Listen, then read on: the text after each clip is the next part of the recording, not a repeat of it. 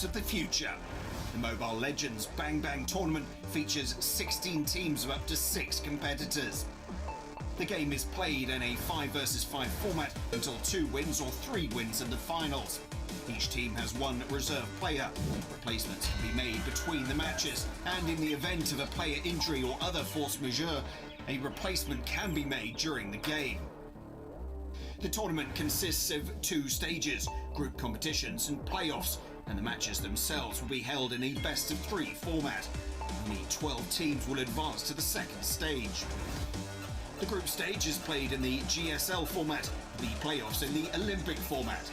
Teams that finish the group stage without defeat go directly to the quarterfinals, and those that lose one match. Halo guys, selamat sore. Selamat sore semuanya. Selamat sore menjelang malam, malam menjelang sore. Good luck and have fun. Selamat sore guys. Kali ini kita sedang menantikan pertandingan perempat final Mobile Legends Game of Future antara RRQ Hoshi dari Indonesia mewakili Indonesia melawan Perempat Global mewakili Myanmar mungkin ya, kalau nggak salah ya. Koreksi kalau gua salah guys. Thank you untuk kalian yang ingin nonton bareng dan berbareng kita nonton sama-sama guys. Bisa stay tune di channel gua, dan terima kasih untuk yang stay tune di channel gua. Kita nikmati pertandingannya. Sebentar guys, gue cari ini dulu nih, cari apa namanya, korek bakar rokok gue. Thank you nih yang 8 orang 14 orang yang udah bergabung. Thank you kawan, terima kasih. Buat apresiasi kalian mau nonton melalui channel ini, dan kalau berkenan jangan lupa ya guys ya, yang belum subscribe monggo di subscribe, sangat membantu sekali.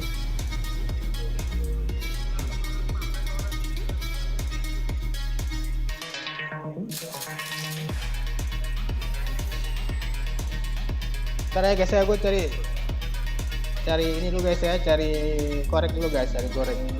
Gue baru sampai rumah lah dari tempat habis nganter apa keluarga gue tadi. Buru-buru gue pulang ke rumah. Atau tadi 5:30 gue rencananya udah mulai live, cuman karena harus balik dari tempat keluarga kemari kan, di jalan tadi apa segala macam ya. Pas 15 menit sebelum jam 6 gue udah sampai di rumah.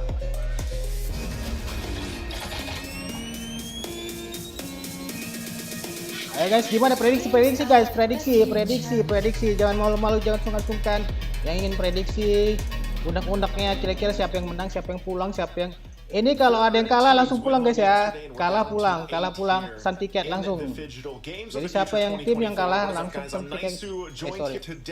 Tim yang kalah langsung pesan tiket pulang. Nah itu dari 4 pertandingan malam ini, 4 bertahan, 4 lagi harus pulang gitu guys. Jadi prediksi kalian siapa yang akan bertahan, siapa yang akan pulang. Go ahead up against each other here, and these are top teams that we're talking about here in Games of the Future.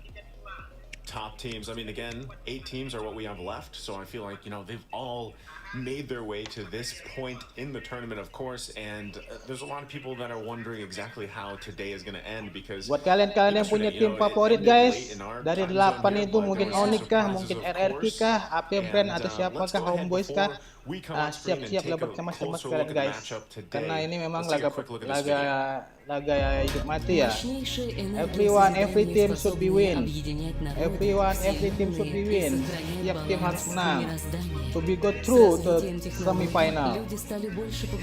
So if you want, kalau kalian ingin tim kalian favorit kalian berdoa guys, sudah mati. Support dengan doa supaya tim kalian bisa menang malam ini. Kalau enggak ya seperti gue bilang tadi, setiap tim yang kalah besok tiket langsung pulang. Избрав 5 сильнейших представителей, мира собрала их у Куба Советов, наделив их уникальной силой. Они стали хранителями гармонии, чья задача — охранять и поддерживать баланс. Советом было принято решение провести 4 tim турнир, tersisa, 4 tim победитель pulang. которого распространял Dari 4 tim yang tersisa besok Для этой bertanding цели lagi semifinal. он называл частицу Ah, гармонии 4 tim yang tersisa ini nggak pulang sampai acara selesai guys, karena ada perebutan juara 3, perebutan juara 1.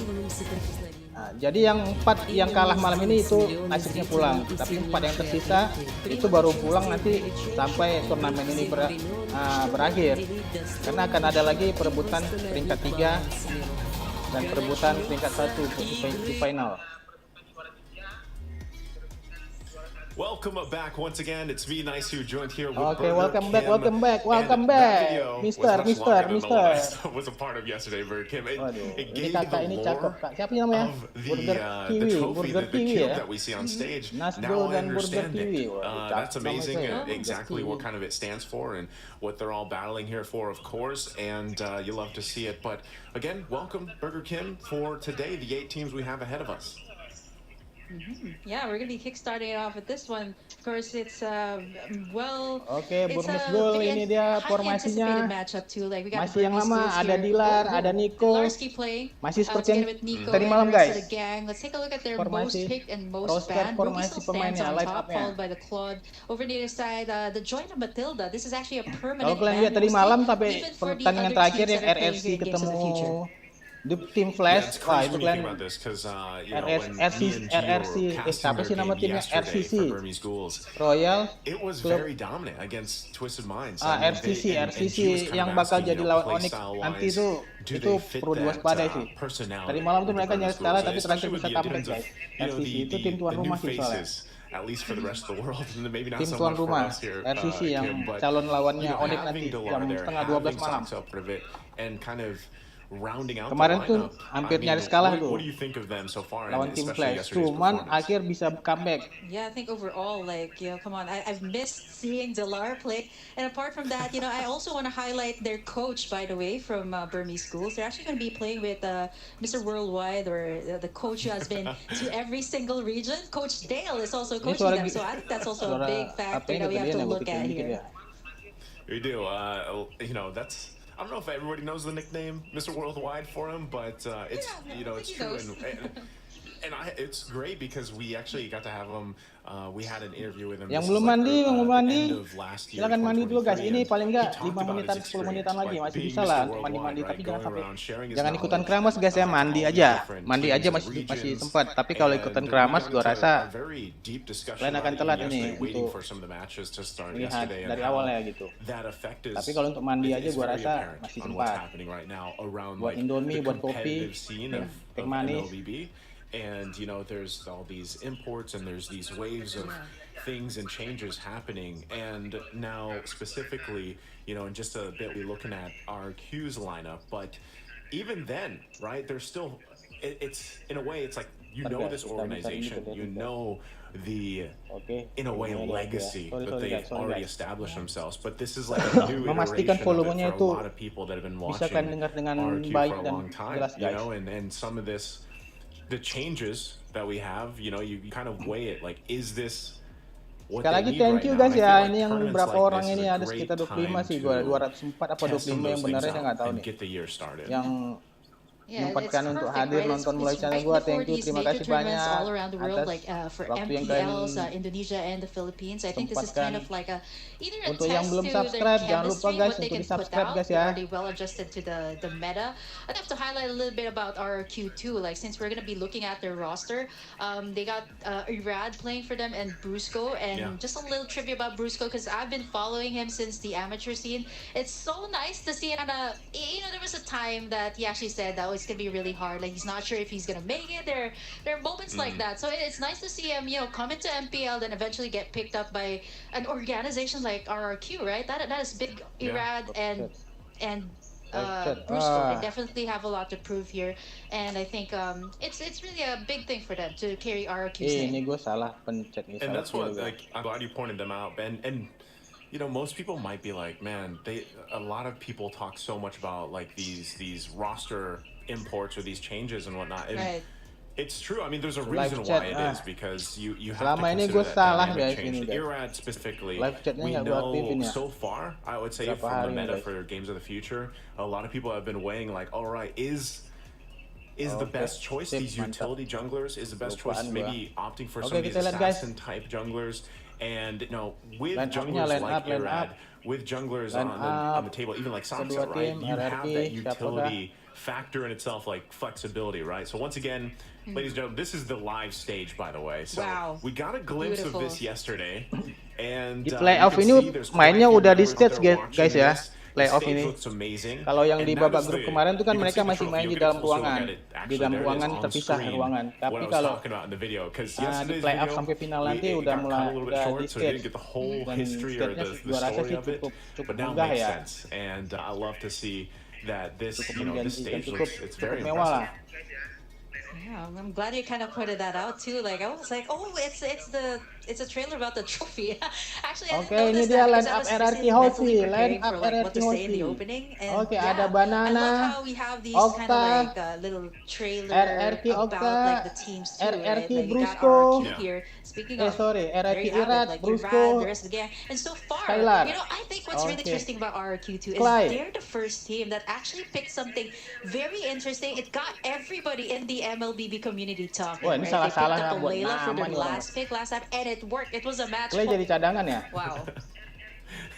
We talked about this yesterday, actually. You know, Oh wow, and, you did too. Wah, yeah, I like because that. we're going to see them walk out the stage, Okay. of course, here. And still, performance-wise, you know, these guys that have been making names for themselves for the longest time, Skylar especially, able to pull things like that off and make it work. I think that's a very, you know, special thing. Not to mention I think those are the new jackets, by the way. They got like some limited edition new jackets that I heard about. Not sure if we'll be able to get to see those in person, but you know, the point with the whole Layla pick, that's what I Okay. love. And I was telling this to G yesterday in the discussion, like some of these, you could say non-meta picks, like these niche picks or whatever you want to call it. Like I feel like we're in a current meta state where it's like you can do some of this. Like you can experiment. Thank you can thank pull you something yang off, masih and nonton di channel really gua. all it Thank you, comes terima down to kasih is if banyak guys, you're terima kasih confident enough to banyak. pull off that strategy. And something as Selanjutnya simple ini as like, dia oh yeah, line Layla up might be Burmese Go. really a simple hero in comparison Dailar, to some of the mantan dari other Evos. goal laners that we're used to seeing. Saka. But they made it work. Sasa, And kok exactly Saka, that. So Sasa. also going to be taking a look here. Steve. Burmese Ghouls making their way to the stage once again here after this great Bling. video put together. Nico. And Kim, I gotta say, you know, personality-wise, matchup style-wise, for both these teams, do you Burmese think Go the 5 Burmese aja ya? Ghouls kind of have to like tame that aggression a little bit here in this matchup against RRQ? Hey, I think Burmese schools did a pretty good job actually back in the group stages where they were also pretty aggressive from the Rame-rame kan early guys, games. So I rapatkan think it boils barisan. down to the draft too. Like Tatap if you're terus gonna give like smartphone kalian Sansa layar here or smartphone Irad those kalian. types of heroes, like I think Tatap terus, you know if you jangan want to be aggressive from the start, pindahkan like pandangan glass kalian, cannon guys. heroes like Joy, pertandingan bakal seru Nolan, nih. these are the things that you have to consider. Even the Martis too, that is super good in the early game. And Burmese schools had that type of composition actually in the group stage. So hopefully, let's see if they can balance it out with RRQ that kind of aggression that they want to show out here. But so far, like I think Burmese schools did a very good job of holding out up until the stage, right? Like we're down to 8 teams. It's not an easy feat to actually reach this point of the tournament. Yeah, again, based off what we saw yesterday, taking us back to yesterday, since we know that RRQ has been waiting, right? Because of the way Line up that yang they main place tuh in their masih sama groups, kayak but kemarin ya guys ya. specifically for Burmese Banana, Ghouls, like I Okta, said, their Irad, performance against Skylar, Twisted Minds Brusco. was very impressive. Like they came Oke, out ini very draft pick, strong draft and pick, came out guys, draft swinging Kita lihat impressively. It's just they pemilihan had hero some, apa aja. Apakah I would say, akan like, ada minor Layla lagi mistakes on some dikeluarkan things, especially when it came ataukah to setting up with what they drafted.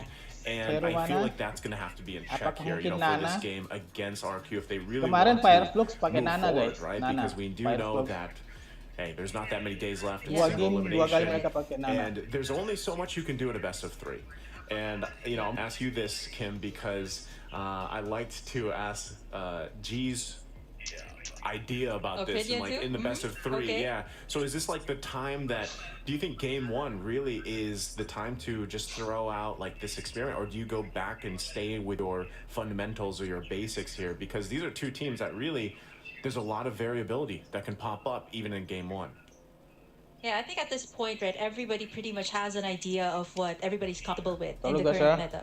Gue We've seen hidupin the lampu stats dulu guys. already so Hidupin far, lampu biar and it agak seems like terang dikit it ya is kan. Bentar ya centered guys. around these chain CC type of compositions. Yeah. You see like a Ruby, Minotaur, or sometimes even Ruby, Tigreal combination. So I think it's all about like all-out brawl. Sometimes I would see like in all of the games, and I mean clashes after clashes, and it's all because of these CC type of heroes. So I think for Burmese schools, right, if they want to keep up, maybe possibly like get a really good draft against RRQ.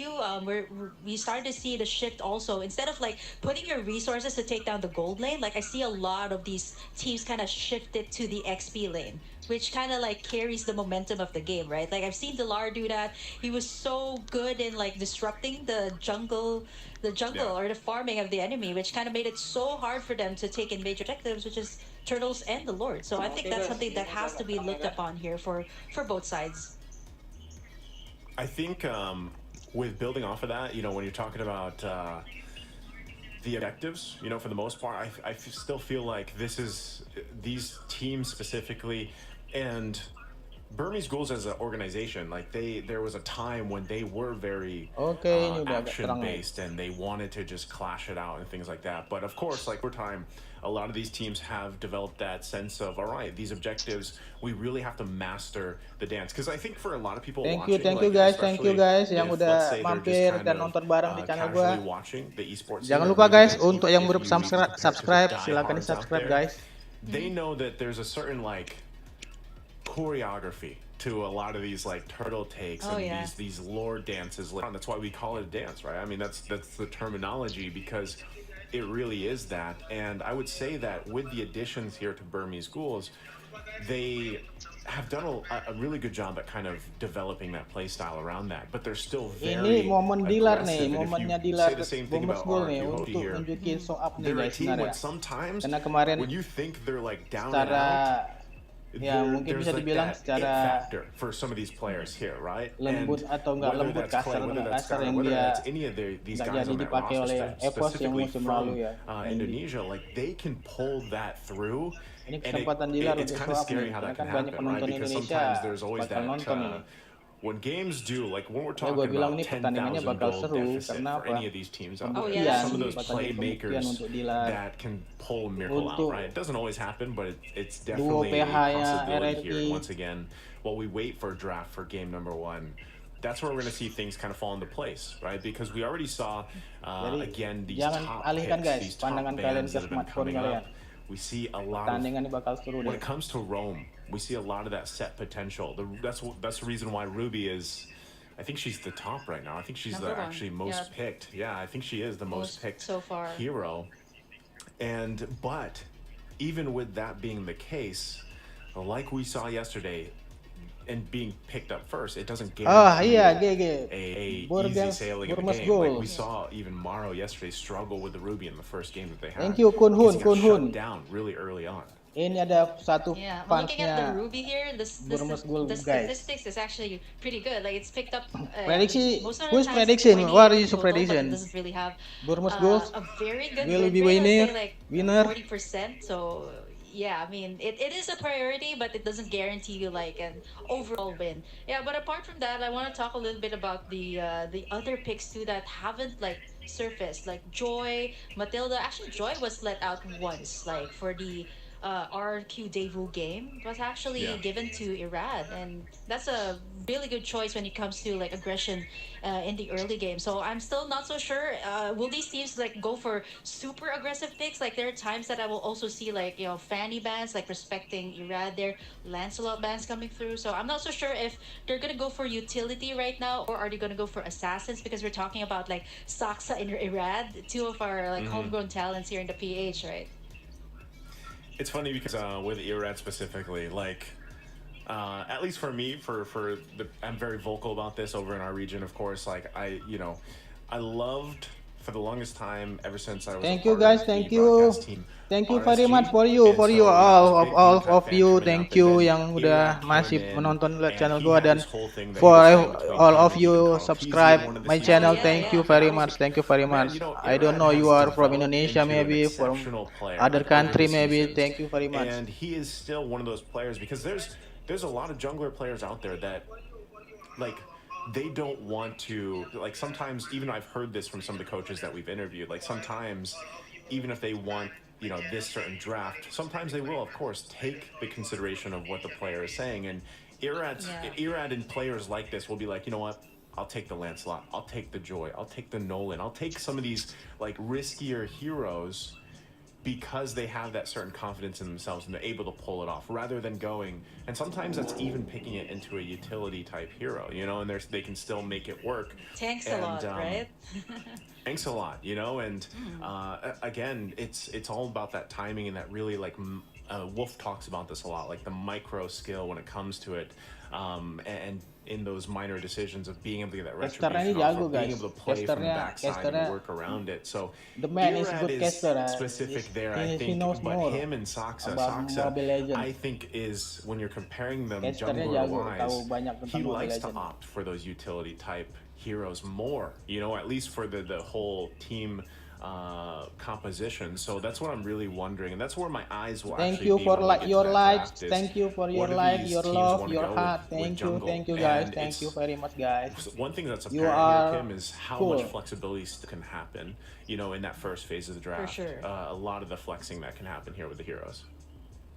Yeah, I was thinking about like Saksa Thank you here. I for your actually heart. got a Thank you chance for to your like. interview Thank both you, of these thank you. players, and Irad is that. I mean, it shows in their playstyle. Like Irad is a bit more aggressive, a bit more confident, right? So you can see like the assassins come up here because you need you need that for your confidence to be team. able to make that Pray play. I mean, for come your on, I'm not corporate that team. confident. I can't do assassin. So it's Every team it's lost kind of will like be that. come Kind of back translates your to personality their to country. Saksa. Okay, this is More of time that for kind of draft guy pick. who kind of more of like follows like what the entire team wants, kind of like a team player, right? But I'm not saying Irad is not. I'm saying it's more of like he takes charge here. Like I can lead you guys with this hero.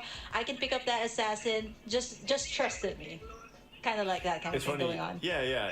And I get what you mean too, and I like the fact too that you kind of bring that perspective, because I know you've done a lot of that, like, report. I don't know if that's the right term, but like a lot of like that reporting work, you know, through the league and everything else.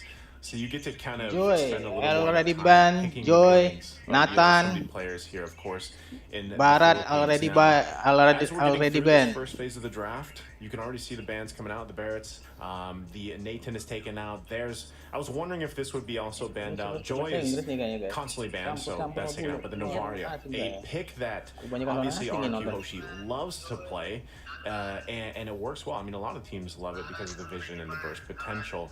So what are we feeling, though, will be possibly priority here as we get through these last couple bans in the first phase, Kim? Wow, the Novaria here. I think this is also like one of the most picked so far, like overall in the entire games of the future.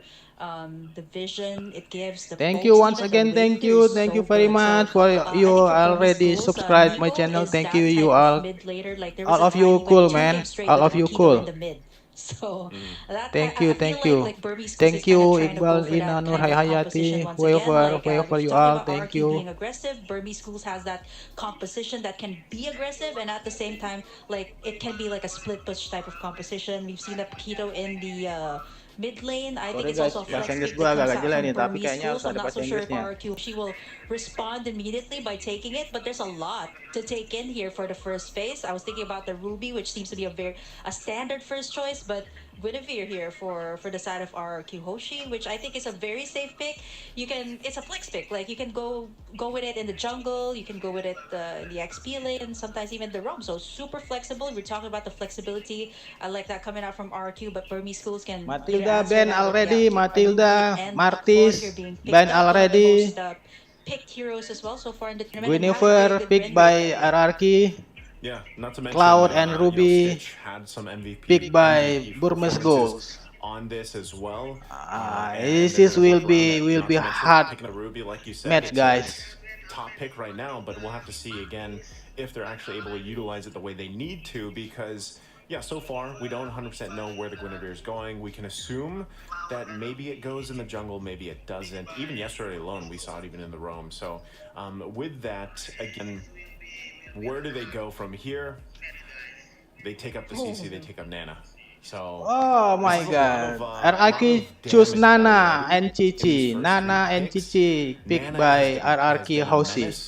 You know, her and Molina just wrecking havoc right now so far. And this I mean, when you pairs up look at her really well photo, it with doesn't the look like it, right? When you look at her photo, it looks can doesn't be look like deceiving, it. Kim. You know? Yeah. It is. I mean, we've talked about this with Private. I think the only time we've seen this was like, well, it has appeared in multiple games, but I think I love this tebakan gue ya coming bakal out from pakai Nana RRQ ya. Hoshi, showing us Karena that the kemarin tuh Nana is not Fireflux only pakai Nana, a guys. beast in ranked games. I know Hasilnya you guys menang. know what I'm talking about. It appeared several times. Not to mention, I Dua like kali mereka the Fireflux kemarin malam I like pakai the Nana. adjustments that were made to it recently. Dan Like mereka Molina menang can dengan actually not stun one person, right? Makanya He can tadi gue stun feeling like pasti 3 people. So ada like for kemungkinan RRQ RRQ so pakai far, it Nana has juga. that great burst combination. Burmese Schools immediately answers it out by picking up the Akai here to kind of shake things up. But at the same time, I'm not so sure if this is a good pick up against like the Nana. Like the Nana's Molina kind of counters out the Akai, right? Like when you pop the heavy spin. So I'm not so sure, but for Sox, right, he's kind of taking away or kind of picking up this Akai already, since there were 2 bans centered towards him in the first phase. The Barretts and the Martis were already out. Some of his most picked heroes so far in the tournament. Akai, Yeah, and Akai it's funny by with that because Burmese Akai Gold. popped Akai, up yesterday as well, like a couple Akai times. will be And, jungler. you know, even if you're playing into a Nana, I feel like it can still work. It can still work okay, because really when it comes to the positioning, you know, getting the lockdown with the heavy spin, the way that works. And sometimes it's not even about getting the lockdown. It's actually the way that you can utilize it. And we've seen this happen before with Saxa, is just, hey, push them away from the objective. Again, you know, we talk a lot about the dances, the objective dances, and that's one great tool or utility, I guess, that Akai brings is sometimes you're just pushing the other jungler away so that you can get the retribution off and work off of that. So again, a lot of CC available to them. Claude scales up. We know that he can be a menace later on himself, pushing those side lanes, putting pressure there if it's not controlled. But right now, as we get through the second phase here, Kim, a couple more bands to go before we see how this unfolds. And we already see some focus here on the XP lane as well. Yeah, Dilar, I was actually going to talk a little bit about that, because looking at RRQ Hoshi, they kind of want to focus on like team fights, right? You got the Guinevere to set up the plays, even the CC here kind of sets up the plays. But for RRQ, they're kind of, you know, respecting the fact that Dilar, this is not a Ruby, Dilar's Ruby. So he might actually go for, you know, something else. We've seen it on a Lapu Lapu several times.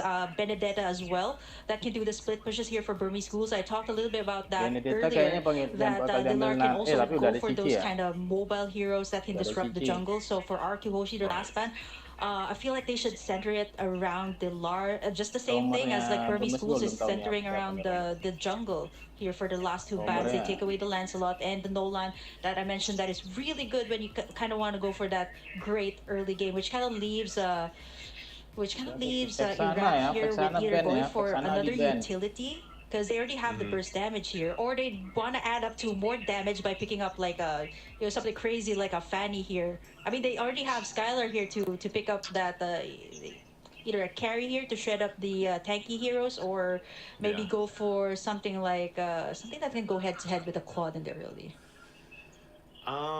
Could do that. They could, again, I think they could even possibly just go a safe route. They already have so much damage available to them in the early game. If they really want to go in with scale and work around this, they might even opt. What if they go for, of course, like, it's not banned out, the carry's available, Bruno's still there. Those are some picks that they could pick up and go with. Fairness being picked up on the other side, again, is something that you have to be conscious of, right?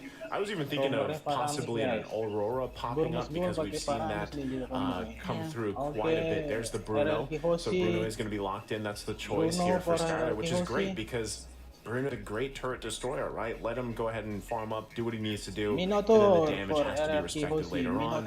The Minotaur, last pick here for RRQ Hoshi, so now we know exactly where things are falling in place, right? Of course, this provides them a lot of that sustainability still, based off the heroes that they have, and a lot of CC. So it's a good thing that Burmese Schools has that fairness, right? Because they're going to want to use that Colt Altar to really help them survive a lot of this. Yeah, they're already anticipating that this is going to be an all-out brawl between them and RRQ. I mean, looking at the lineup here of RRQ, you got the Minotaur, the Guinevere. This is what's really good about the Guinevere too. I think this might actually be the Rad's hero, right? So as long as the Guinevere has someone to front row, you can just keep on setting up and not worry about getting taken down. picked by But for the side of Burmese Burmese schools, they Goal. also lock up something really interesting themselves. And I think overall, like, you can expect to see like a lot of clashes here from the start and even up until the game. Again, we'll see as both these lineups are locked in and ready. I feel like it's been a while too since we've seen, with Fairness, I'm so used to seeing the Valentina cross from him, but I like the fact that, again, I'm a huge fan of these picks popping up that are, I guess Nana's kind of meta now, but for the longest time she wasn't meta. So I like that she still fits into this this whole play style for a lot of these teams. So talking about magic damage, talking about sustainability, they have all that here for RRQ. Burmese Ghouls, on the other hand, like I said, they're gonna have to play around the utility that they bring to the table with these picks, right? The Ruby, and everything else. So menuju Land of Down, inilah dia RRQ Hoshi versus Burmese Goal. And lean towards this Games of the Future 2024. Into the Land of Dawn here. Game number 1. Game 1. Down to the last 8 teams. We're kicking off here. RRQ Hoshi, Burmese Ghouls in this best of 3. One of these teams will be sent out of the tournament here after the series. So we all start here once again. Taking a look at the early rotations. Emblems, nothing quite, out of the ordinary here. Banana, though, opting for a lot of that sustainability again with this CC. We'll see how this all works out. Burmese Ghouls, they gotta play around the fact that they have, hold on, already in the mid lane though.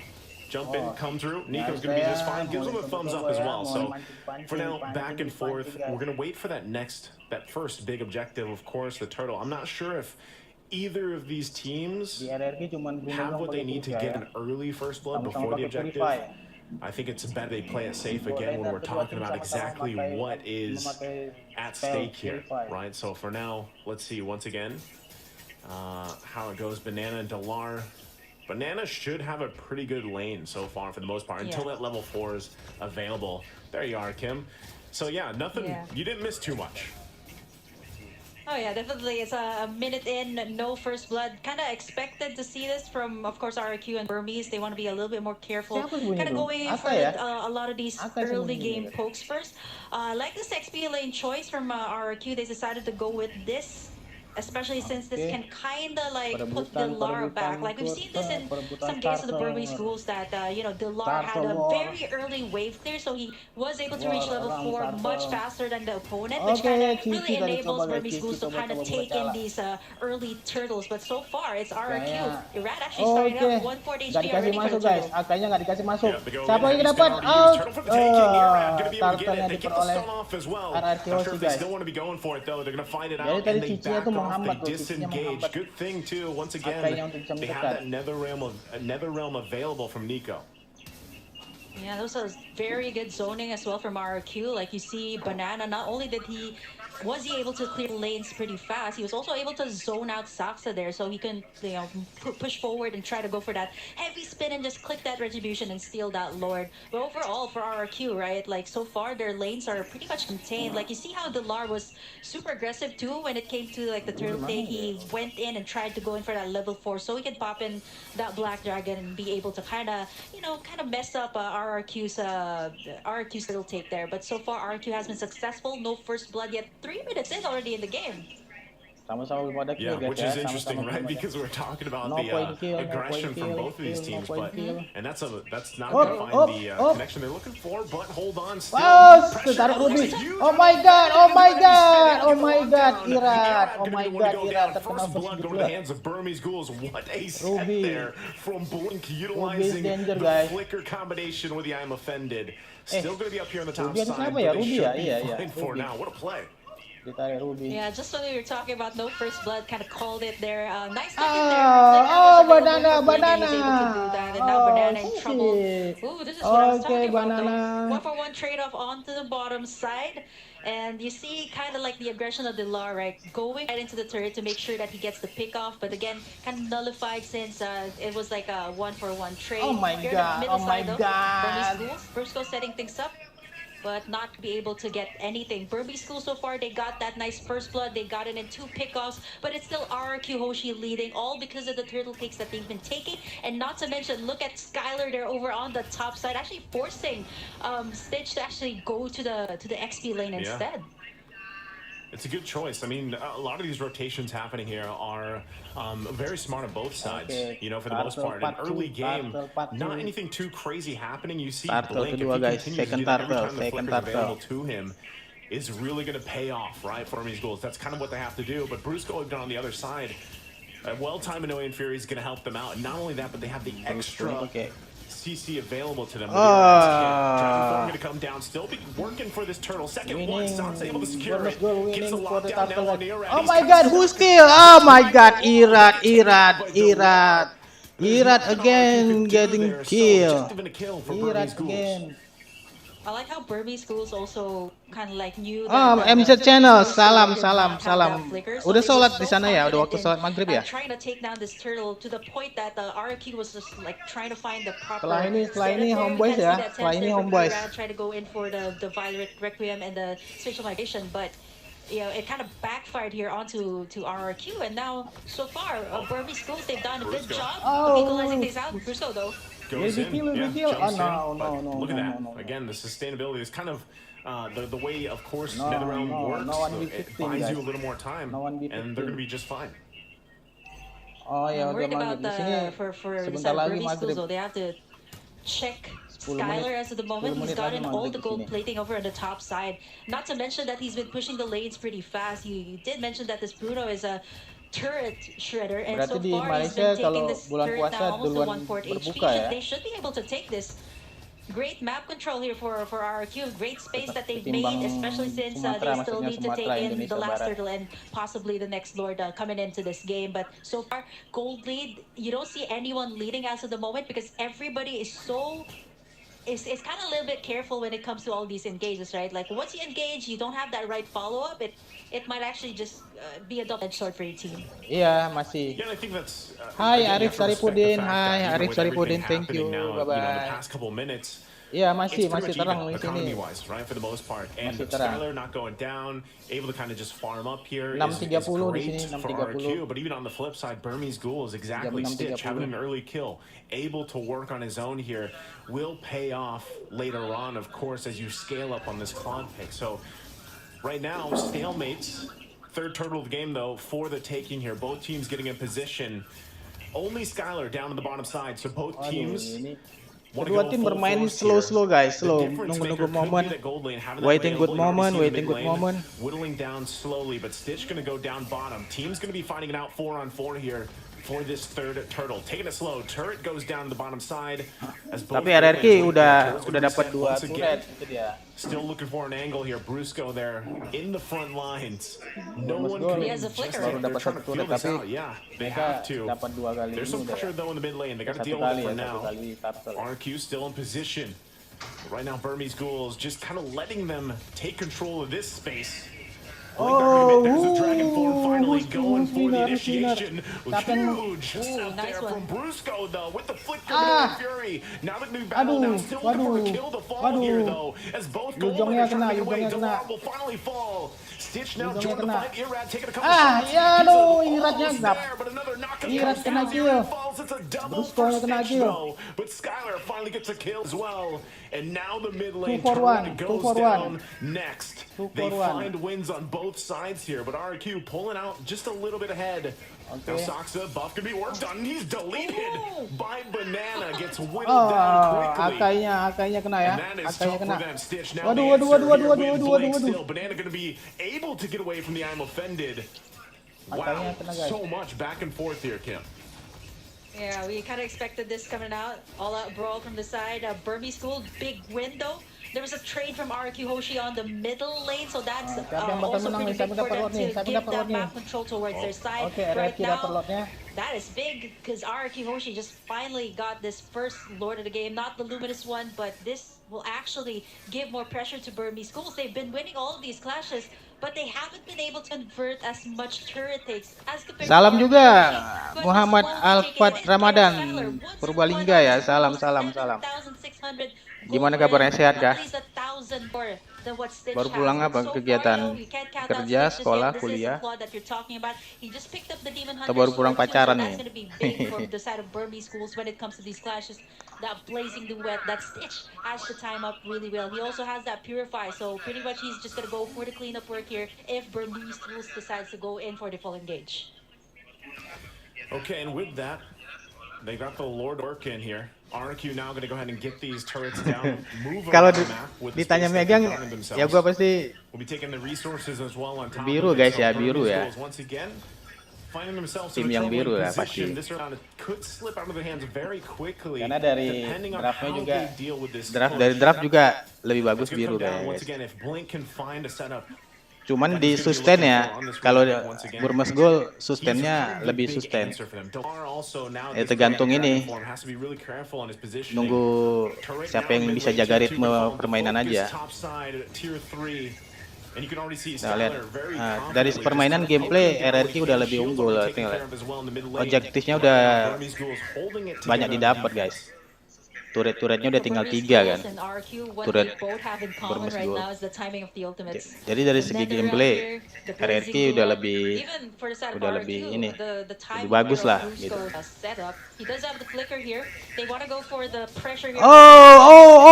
Brusco. Oh, masih bisa selamat dah. Masih bisa selamat. Siapa nih? Masih bisa selamat.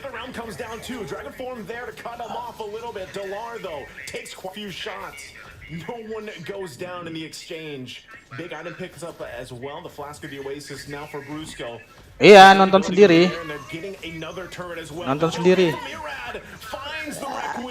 Aduh, Brusco-nya Paramisnya mati. Yuzong yang mati, bisa end ini 4 lawan 2. 4 lawan 3. Aduh. Oh my god. Aduh. Bisa end. Aduh, nge-lag. Oke, RRQ. Game 1 goes to RRQ Hoshi, guys. Kalau dari gameplay, RRQ udah terlatih, udah ini. Kelihatan dari ininya, guys. Mereka lebih mentingkan dapatkan turret ketimbang war gitu. Sekolah SMA apa SMA kah? STM Muhammad Alfat Ramadan.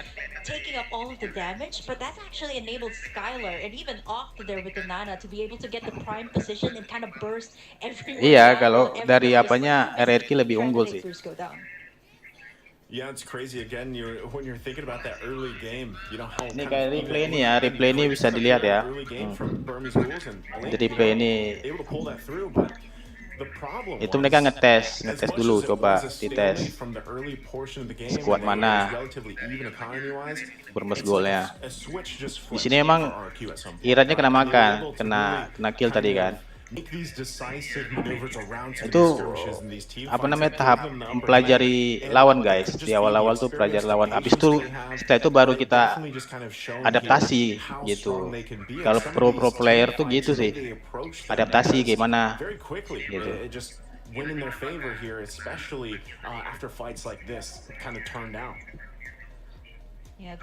Sini kan kelihatan ini Burmese Gold masih mau war aja gitu, fight gitu, perang gitu. Kelihatan, makanya turretnya tuh bisa diambilin gitu, karena mereka berkumpul, mainnya ngumpul gitu, nggak berpencar.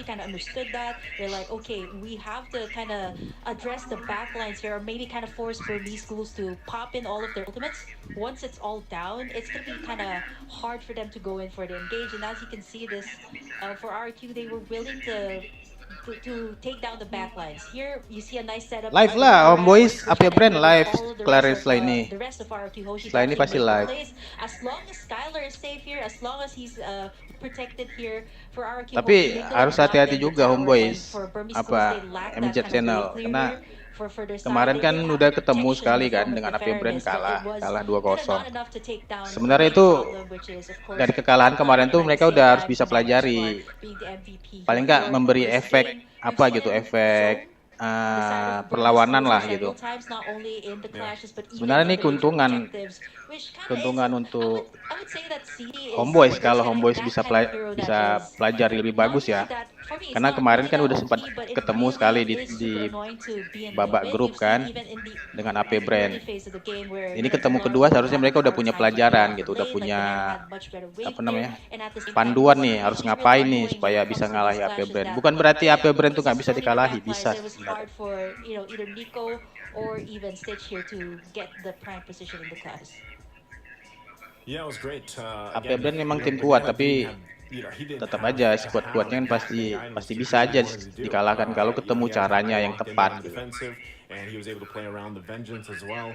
And he was just really good at kind of playing that front line when Brusco wasn't available, or maybe Iya, Brusco had already done itu the Minoan gue bilang tadi. combination, and there was a couple Jadi times tahap that pelajaran he was sebenarnya. down, but Pas Banana waktu was, you know, there then pertemuan to pertama deal with kemarin it. tuh kan It's mereka just, kind of a nuisance for sebenarnya sih jangan terbawa oleh even gaya though permainan once AP Brand again, itu when we're talking about kuncinya, it, jangan draft terbawa. here, they had a lot Biasanya of selalu flexibility kalau main to itu AP Brand Burmese schools. selalu So I ngontrol. think, just Hebatnya sih AP as Brand tuh a gaya big permainan character, mereka we bisa saw glimpses of berubah-ubah that, you gitu. know, like that's what we saw Setiap from babak them atau early dalam on. satu permainan tuh bisa And berubah. it Tapi just, unfortunately, it did not ya result in what they kalau wanted tetap to. It's solid like, timnya, at some gua rasa point, pasti they were bisa keeping menang lah. up with RRQ, and then things just kind of, you know, fell apart from there, and then you just don't have enough time. I feel like for the clan to build up. I mean, this was Iya, a AP Brand different game, kuat. and Kuat most dalam people artian know that mereka the clan is locked in. Like, that's sebenarnya the kan thing, you di need dalam time, game man. Like, you need Mobile time to Legends ini build yang up, to get the 3-4 items out of memory, and diperlukan then to itu be really that pressure, visi whether dari it's in the team fights permainan or you're just pushing MJ side Channel, lane. But, visi. you know, Karena and that's one of the macam things gua that bisa makes the mainnya, matchup kamu happen bisa so main. often, where a claw Yang is ini locked in, pemain-pemain ini and bisa you see mainin a game ini, Bruno cuman across from you, because honestly, Bruno visinya just kan needs belum like tentu 2 sama items, and he's visinya. kind of already Jadi doing the damage, you pemain know? pro player ini kan mereka udah punya So, visi. you know, Mereka this is akan something that melakukan was ini unfolding here. untuk Not to supaya mention dapat the apa reason gitu. why Kim, we see so much Nana right Yang now, membeda, because yang membuat AP Brand sometimes itu all you have to do is drop masih the belum plays. bisa You know, dikalahkan it's like, sebenarnya play some yaitu straight line, mereka you've Drop got the it paired Melina, up it's with fine. satu latihan sering. Jadi mereka kalau begini nih kita rubahnya kemana, kalau begini rubahnya kemana gitu. Jadi terbiasa tim-tim lawannya AP Brand tuh ke bawah sama gaya permainan AP Brand gitu.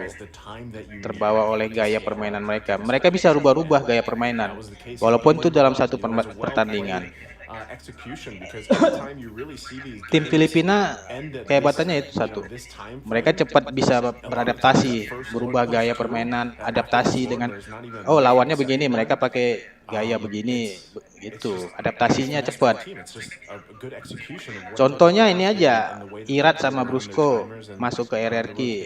Mereka cepat bisa adaptasi dengan gaya permainan RRQ kan.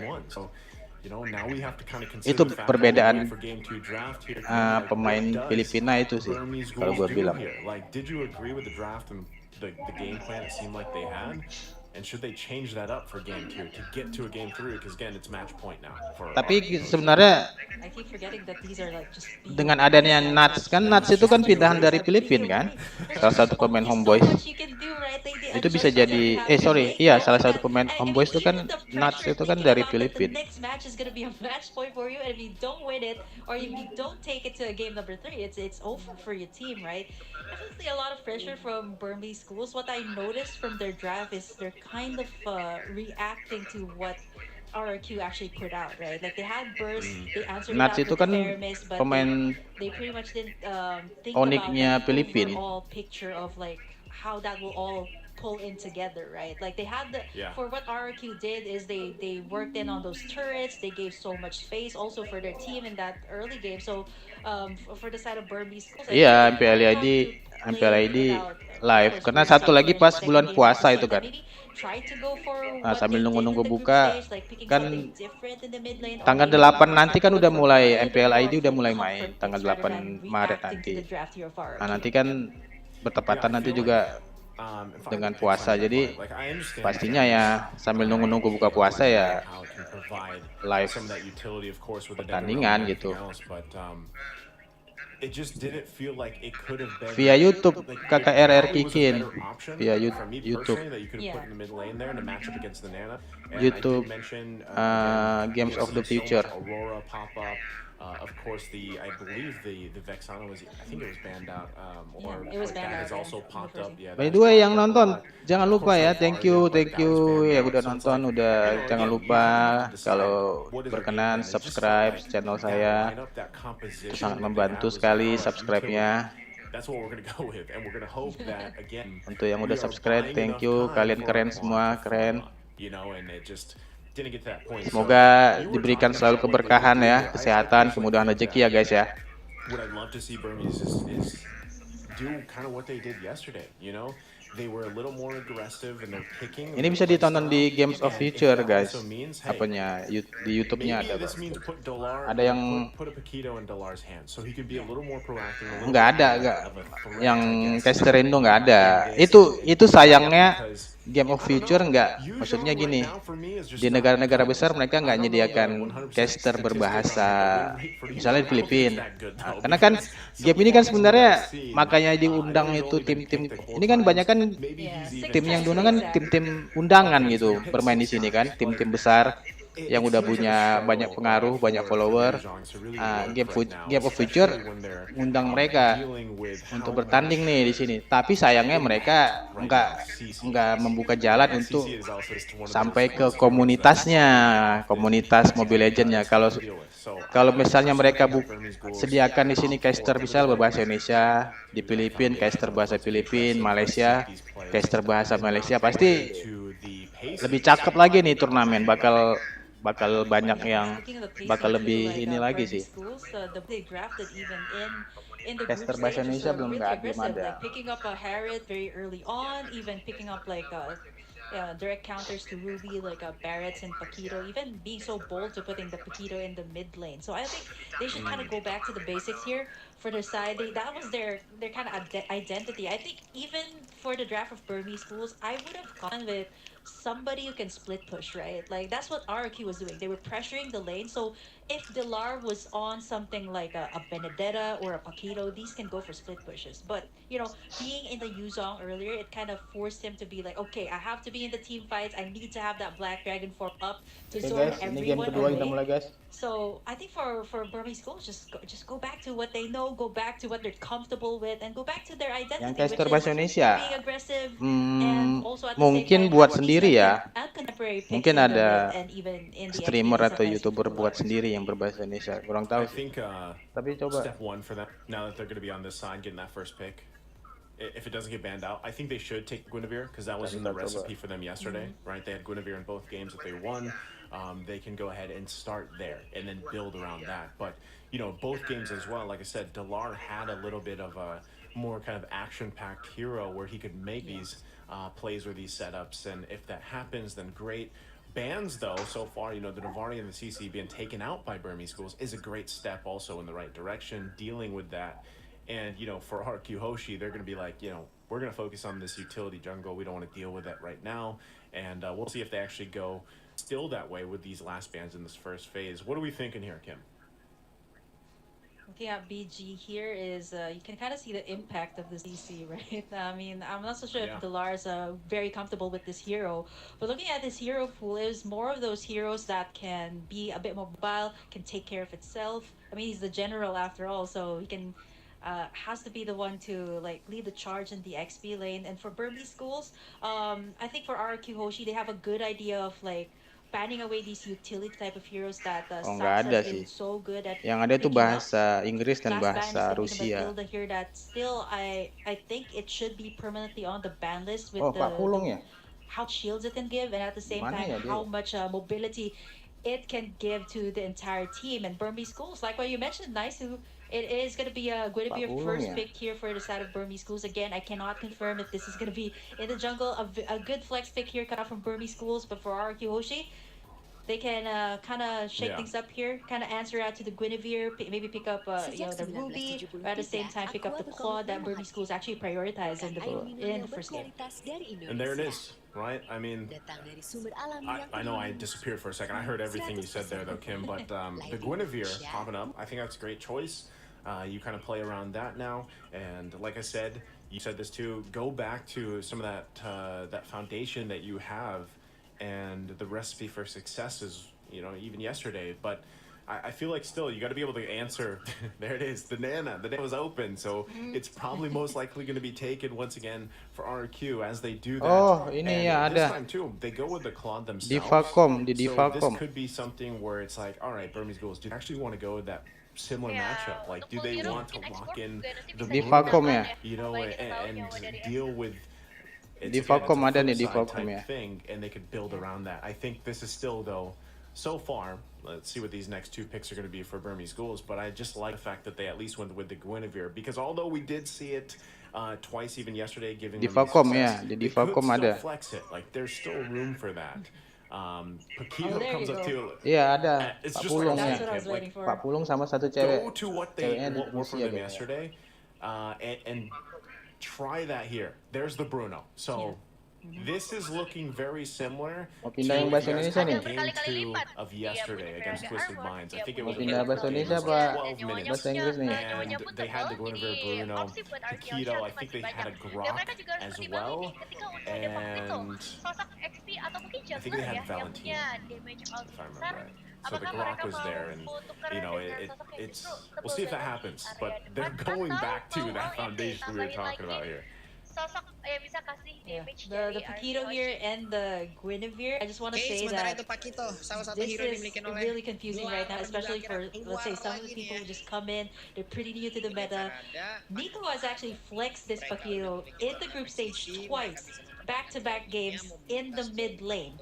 I mean, not only can the Lar do that split push, Nico can also do the exact same thing. He was a menace to the team that they were going up against. I think that was Lil Gun that they've gone up against in the group stage, and Nico's Paquito was really deadly, like hiding in the bush, getting in those single target pickoffs with his ultimate, and is able to delete, like pretty much like the Nana. I can delete you out of the map. Nana nih So bakal I still bakal can't naik tell down like nih. if this lineup of Burmese Schools is like is it a Paquito Dilar or is it a Nico Paquito, things like that. But for RRQ Hoshi right now, they have this lineup that's packed with like bursts, so they need someone to front line. Yeah. They pick up the Ruby here Divacom, again. di I still Divacom yang don't know ke if this is going to be a bahasa Blue Skull apanya. hero or a Banana hero. I think they might adjust depending on what Burmese Schools will pick up here for their last two picks. Yeah, I'm wondering if RQ Hoshi even wants to ban out the Valentina. They might not go that route and just let it slip through, because I could see also if it is a Dilar Paquito, right, and then you take the Valentina for Burmese Ghouls, you actually can take the Ruby Ultimate that I'm offended and use it. We've seen that happen before, but obviously too, just having the Nana available to you, having that Melina Blitz is also quite devastating when you have a Guinevere there. And like you mentioned already, Paquito, one of the great things about it is you put the pressure of getting that passive from Nana down really quickly, because it's like, couple hits, and that's the thing about it, right? She's kind of squishy. So they don't go that route. They do take out the Grok, which was, again, in this lineup that they have, very similar, being built up to what they did yesterday. Grok was one of the components to this lineup for Burmese Ghouls.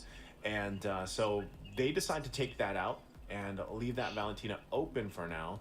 And Burmese Ghouls is up to their last ban. So we'll see how that falls into place. But, I'm sitting Sekarang here thinking berpindah ya. RRQ Hoshi, Guinevere ke based on the fact that they just Burmese have Ghouls. this Ruby, how do they want to Guinevere build up berpindah the ke XP Burmese lane, Ghouls specifically? sekarang. Because if it is a Paquito across Ruby-nya from them, pindah ke RRQ Hoshi. Arlot's going to be taken out. I was going to say Sama or even maybe they go with Claudia juga Lapu pindah Lapu ke if they RRQ want to have some more setup potential and pair up with the Ruby here. But now that the second phase of the bans are done, we'll see where this kind of falls into place here for RRQ. Yeah, I'm looking at the draft here of both sides so far. They've already taken away all of Sebentar the guys ya, options sebentar ya. here. Even got all sides covered by taking out the Grok, like just kind of anticipating that might be another thing that the Burmese schools might pull off here in this match point for RRQ. I like how they have the burst here for RRQ Hoshi. Burmese schools has that in the form of the Guinevere here. Still thinking, what else do we have here? They still sometimes these drafts can get pretty confusing because you still don't know who's gonna go where. But now RRQ Yeah. Hoshi, they lock in this Fredrin here, which is actually a very good front line for these burst damage dealers. I think this might be I'm thinking like this might be a Brusco hero. Like this would be so good up against like Burmese schools' lineup. Like having that Ruby just roam all around the map can be really really hard for heroes like the Guinevere and the Paquito here. Still not confirmed where it's gonna be going. I like the Valentina choice here. Could be a great pickup, but and again, there's so many good ultimates here from the side of RRQ, which kind of gets you thinking, which one did you pick up, right? Is it gonna be the Molina Blitz of Banana? Is it the I Am Offended? Or is Oke it even guys. the Blazing Duet here of the Claude? I Aduh, think the kok Valentina Go would still be Aurora. good here. How do you feel about Aurora? Is this a place Kind of for it? hard though to go up against the Fredrin though. I think Oh, I there's prefer the the Valentina. Valentina. I prefer Yeah, the Valentina. I mean, the Aurora is great though, but it can't burst down the tanky front line here of RQ. So I like this coming out from Yeah. Burmese schools. It's kind of going back to what they're known for, and here it is. So is this a? Oh, okay. So it is gonna be, yeah, it's gonna be a Rome Guinevere here, and then that's gonna be a Baksha in the jungle. Yeah, and that's what I'm saying. Like when that was locked in the first time, like there was the flex available, right? And they kind of left that open because the rock was taken out, so they kind of adjust from there. They pick up the Baksha, just assuming, we might as well fight utility for utility in the jungle and kind of try to win some of those objective fights, those dances. The Minotaur is going to be locked in once again. This is very tanky for RRQ Hoshi, right? Yeah. And they could find themselves in a position that Burmese Ghouls was in the previous game, right? Where again, you're really waiting for this Claude to scale up, get the items that he needs. But that's where I feel like Nana shines, right? I mean, that's why she's picked up so much, because the early damage potential is very threatening. So the fact that you have a Valentina now is actually going to put you up to par with that, not to mention just having Terrify in her kit as well, kind of helping around the kind of release skirmishes that will happen here, and you have to respect her damage as well. So this is a lot better. Like, I like the Valentina a lot better than the Faramis. I know Faramis, some people be like, Oke, guys, you kita build them in a certain way, pick mulai, up a guys. certain emblem, Game and you kedua. can have great damage on a Faramis. Yeah, you could, but RRQ Hoshi this I like this versus better because Burmese Ghouls. it also goes back to what they did yesterday in one of their quickest games, 12 minutes. And just like we Kita saw bisa in the jungle previous nya, game, it was a belum- very belum- quick belum game sempat from lihat ya, RRQ jungle Hoshi. nya. So I feel like the pieces here to this puzzle for the Burmese Baksia Ghouls is ya. exactly what they need. So Pakai Baksia ya. jumping into the game at Land of Dawn, game number 2 here. Oh. We're still Oh, on your bukan. screens. Baksia Burmese There Ghouls. it is. I was gonna say we Now are gonna we're be here. jumping in too. Oh, siapanya? So game 2. Guinevere Already, jadi XP early ya? action Yang as jadi well. roamer juga. But yeah, anything standing out of the ordinary here for you, Kim? Look at the emblems, nothing Fredrin too ya. out of the ordinary here, I would say. The spells though, you got the Purify from the Brutal. Again, that's gonna be crucial too, especially since RQ has all of these setups, right? You got the Minoan's Rage from, Minoan's Fury rather from Brusco.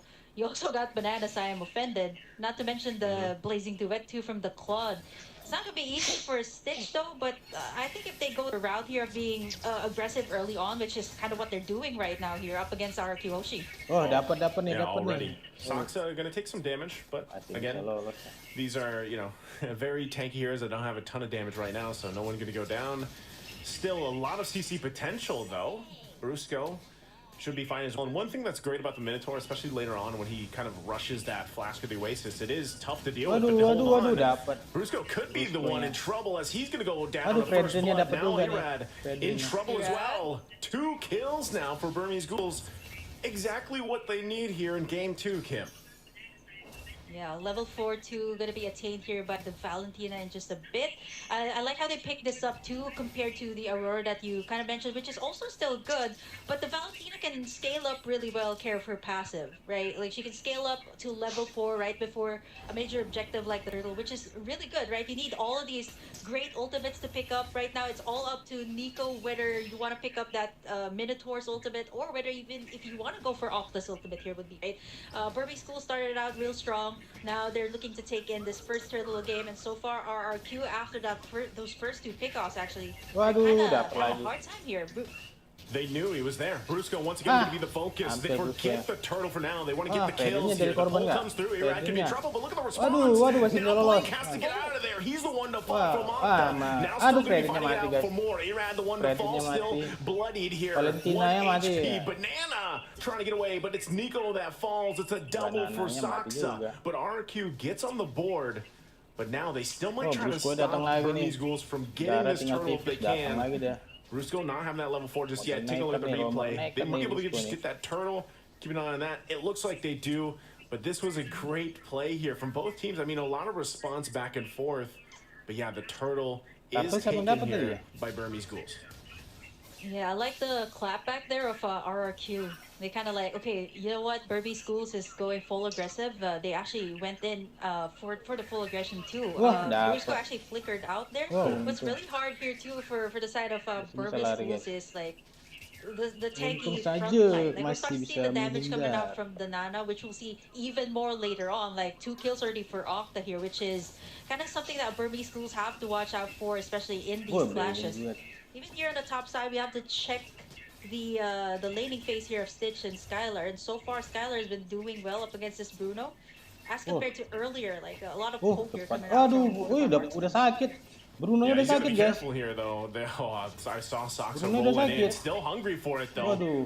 They should be able to protect Pakai him. item apa Good dia tuh? rotation and response from RQ. Right now, also, the fact that I don't know if they still want to put the pressure here, but like you mentioned, Octa having those 2 kills early on will help him scale up pretty well. He does just have that magic penetration for currently the arcane boots, but he'll still be working around building up. And it looks like Burmese Ghoul still wants to put the pressure here in the top side. Irad gonna spot Blink out. Trying to get a little bit of extra gold there for Stitch, but ultimately resulting in nothing for now. Ini agak Yeah, you see how Burmese Schools also Ini agak beda nih, position themselves over on the mainnya top side, right? Kind of mulai main anticipating berpisah. that Kalau RRQ game Hoshi pertama tadi mereka mainnya might actually create some pressure full here up bareng. against Stitch. As long as he's fine, right? As long as he's able to get in his Ini first mulai 2 pakai items, that formasi should be 2-2-1. good. Which is actually pretty much what the Burmese Schools has been doing so far here. 4 minutes in, they've been taking all of the turtles, and not to mention, like I want to point out that Saksa has been getting all of the kills too, which is really good for a Baksha here in the Mereka pengen early ngambil game. If atas you think duluan about it, ya. it's not easy, right? To have this Baksha. You got the Nana, you got all of these frontliners, you got the taunt from the Fred Ridge, Waduh, so it's ada not war gonna nih be di bawah easy to nih, go ha. up against them. But for Burmese Schools, as long as they can keep this up against RRQ, have this early take-ons onto the turtles, winning in all of these clashes, they should be Wah, okay. gila, You see Brusco Nico yang actually langsung popping masuk. in. Dapat From the langsung Nana, but it's turtle-nya. gonna be Irad actually stealing it away. Langsung dapat turtle ya. And Itu Delar jago still nih. wants more, though. He's the one to flicker in. Wadah, Now has to Iratnya kena, continue guys. the fight. Nico jumps Waduh, in as sikit well, lagi, trying to guys, find him back, Iratnya. but on the run, Wah, Appraiser's langsung Wrath lari. comes down. Octa flickers in. Delar somehow still alive, but Banana dapat goes in and gets the kill. Still going to be looking Dilarnya for more. dapat, They find dilarnya Blink kena, as dilarnya. well. RRQ able to find 2 kills when really, I mean, Burmese Ghouls, they didn't have to go for that. Yeah, for the side of Burmese Schools, I think RRQ Hoshi knew that they're going to be aggressive. They kind of answered out to their dapat. aggression. Oh, Stitch in trouble here.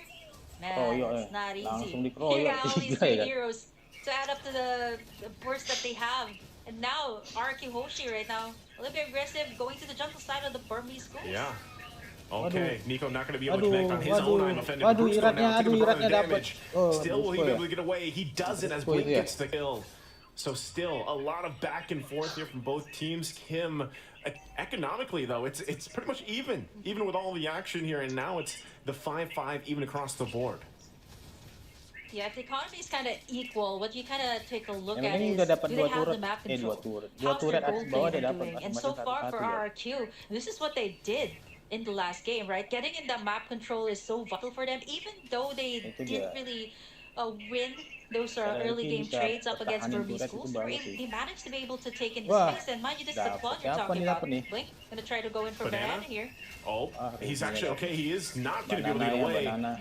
Great setup once again. Spatial migration into the Requiem. Able to get a kill now on the bottom side. They're going to focus here.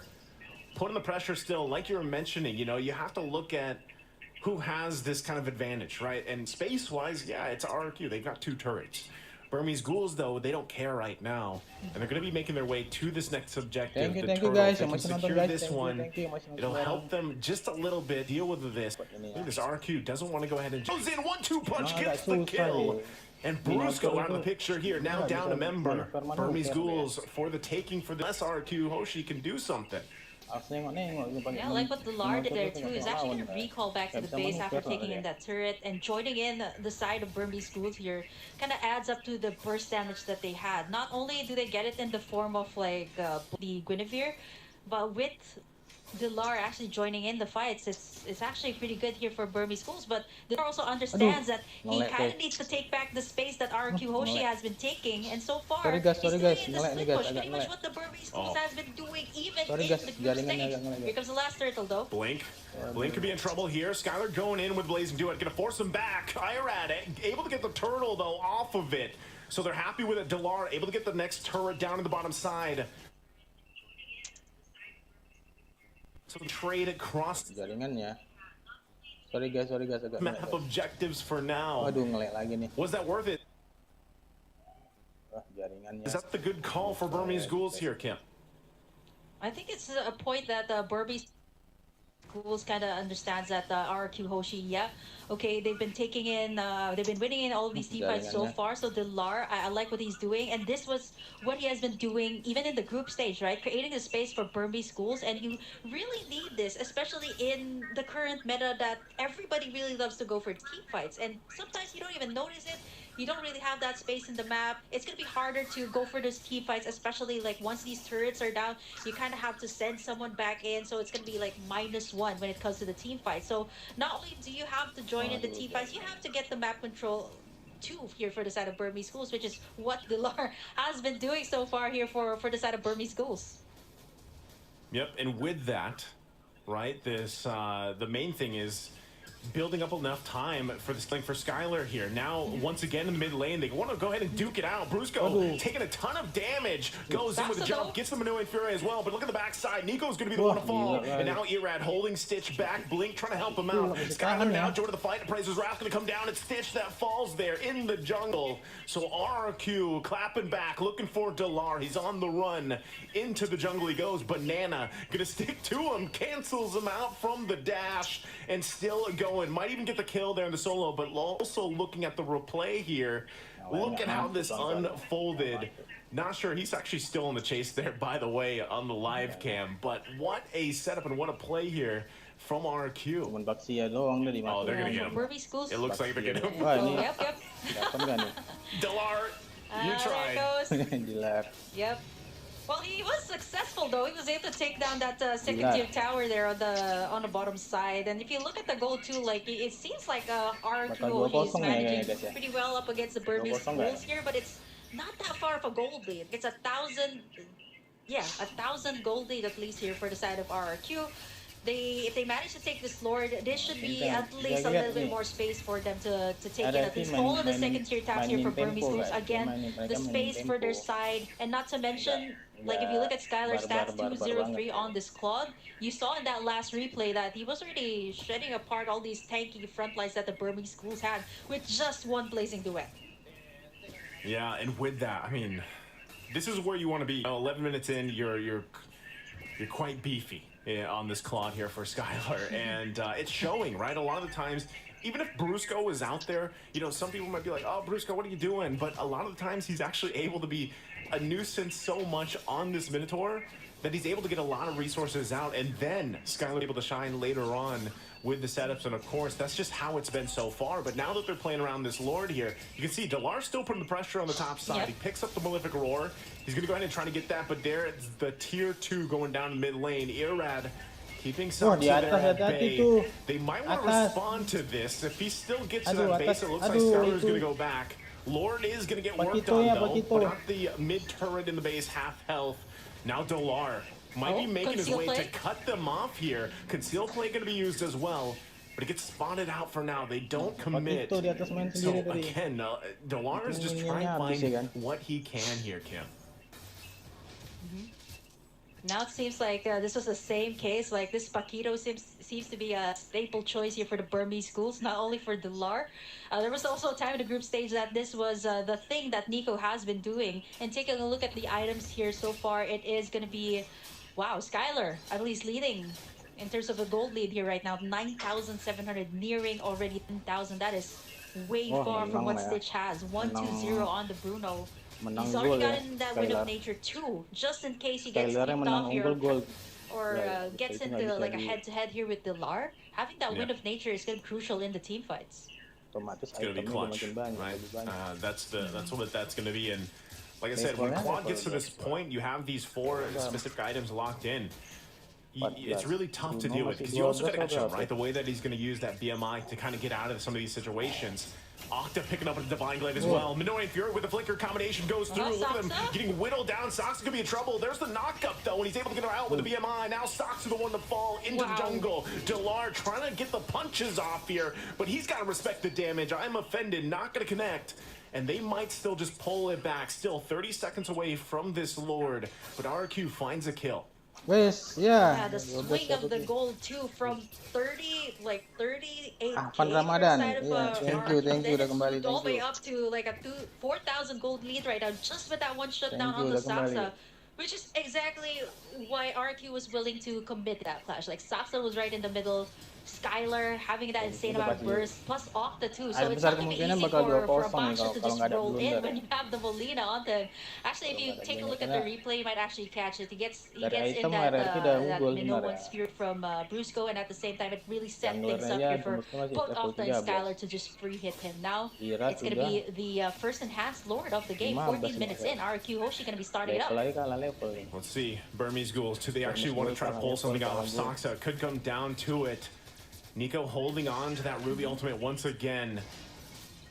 RQ knows what's up. Delar also positioning here. They're going to have to go for it. Waduh, dapat ya. Secure it though, gets the Lord. And now Sox left to his own. Will fall into the river. Now Blink in trouble. Gets I'm offended combination here. Flickers on out. Delar couldn't do anything but watch. And Sox is the one to fall. RQ ready to make the power play. Oh, I like the attempt there of Saxa to try and steal it with the Lord.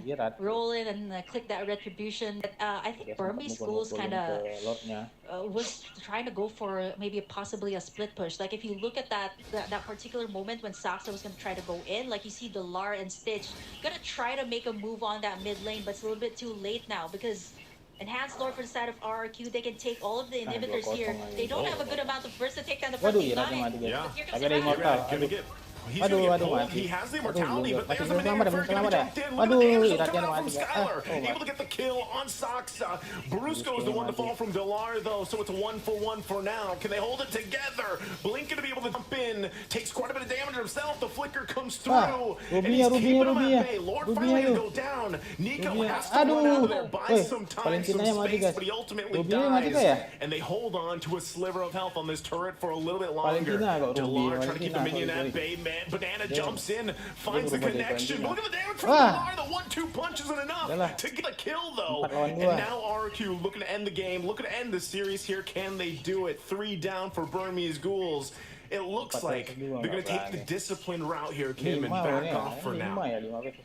Yeah, if they overcommit there, they could have been punished there by Stitch, who also has almost all the items that the marksman needs right in the late game, and by this time, like 60 minutes in mid to late game, everybody has what they need to be able to go up against your opponents.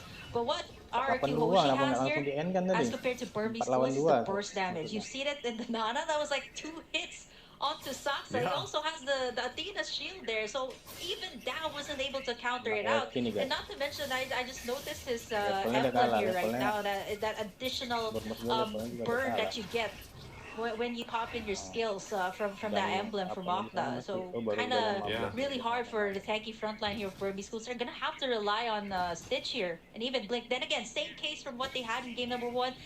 Great solid front line, but no one to kind of answer out to the back line here of RRQ Hoshi because Delar's busy pushing, right? Delar's busy pushing. There's no one to take down the Nana, no one to take down Skylar, who is also very mobile here as a Claude.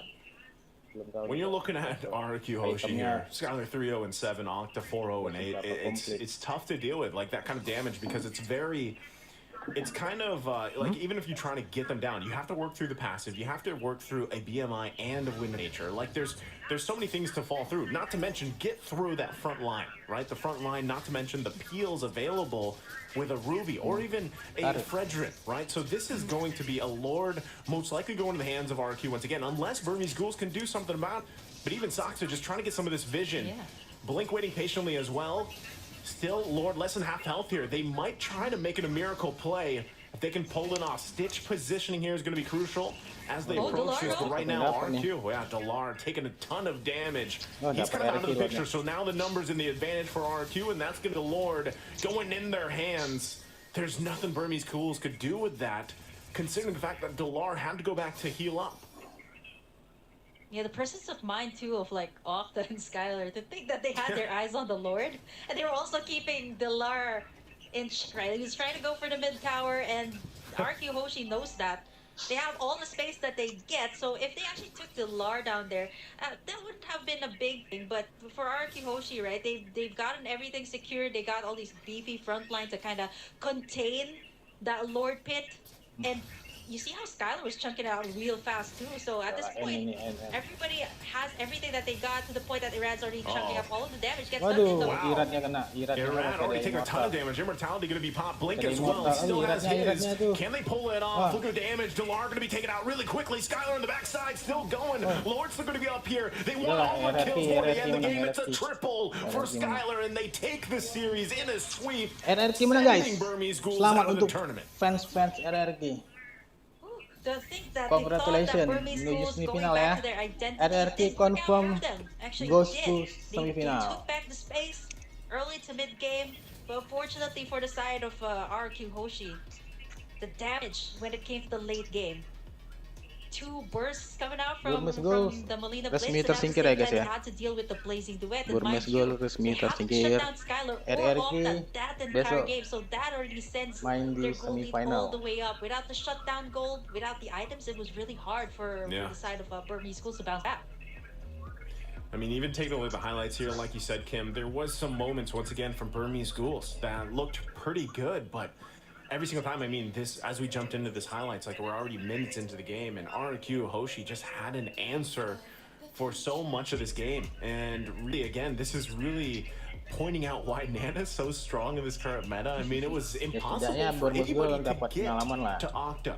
And then that was the kind of thing that we were talking about. You know, Delar was really trying to put pressure around the map. Yeah, he was able to get some turrets and actually get some space to work with, but even with that case, like there was no opportunity really for Burmese Ghouls to punish because the lineup that they had to work against, you know, and great setups here. A lot of the times, Brusco doing what he has to do on this Minotaur pick.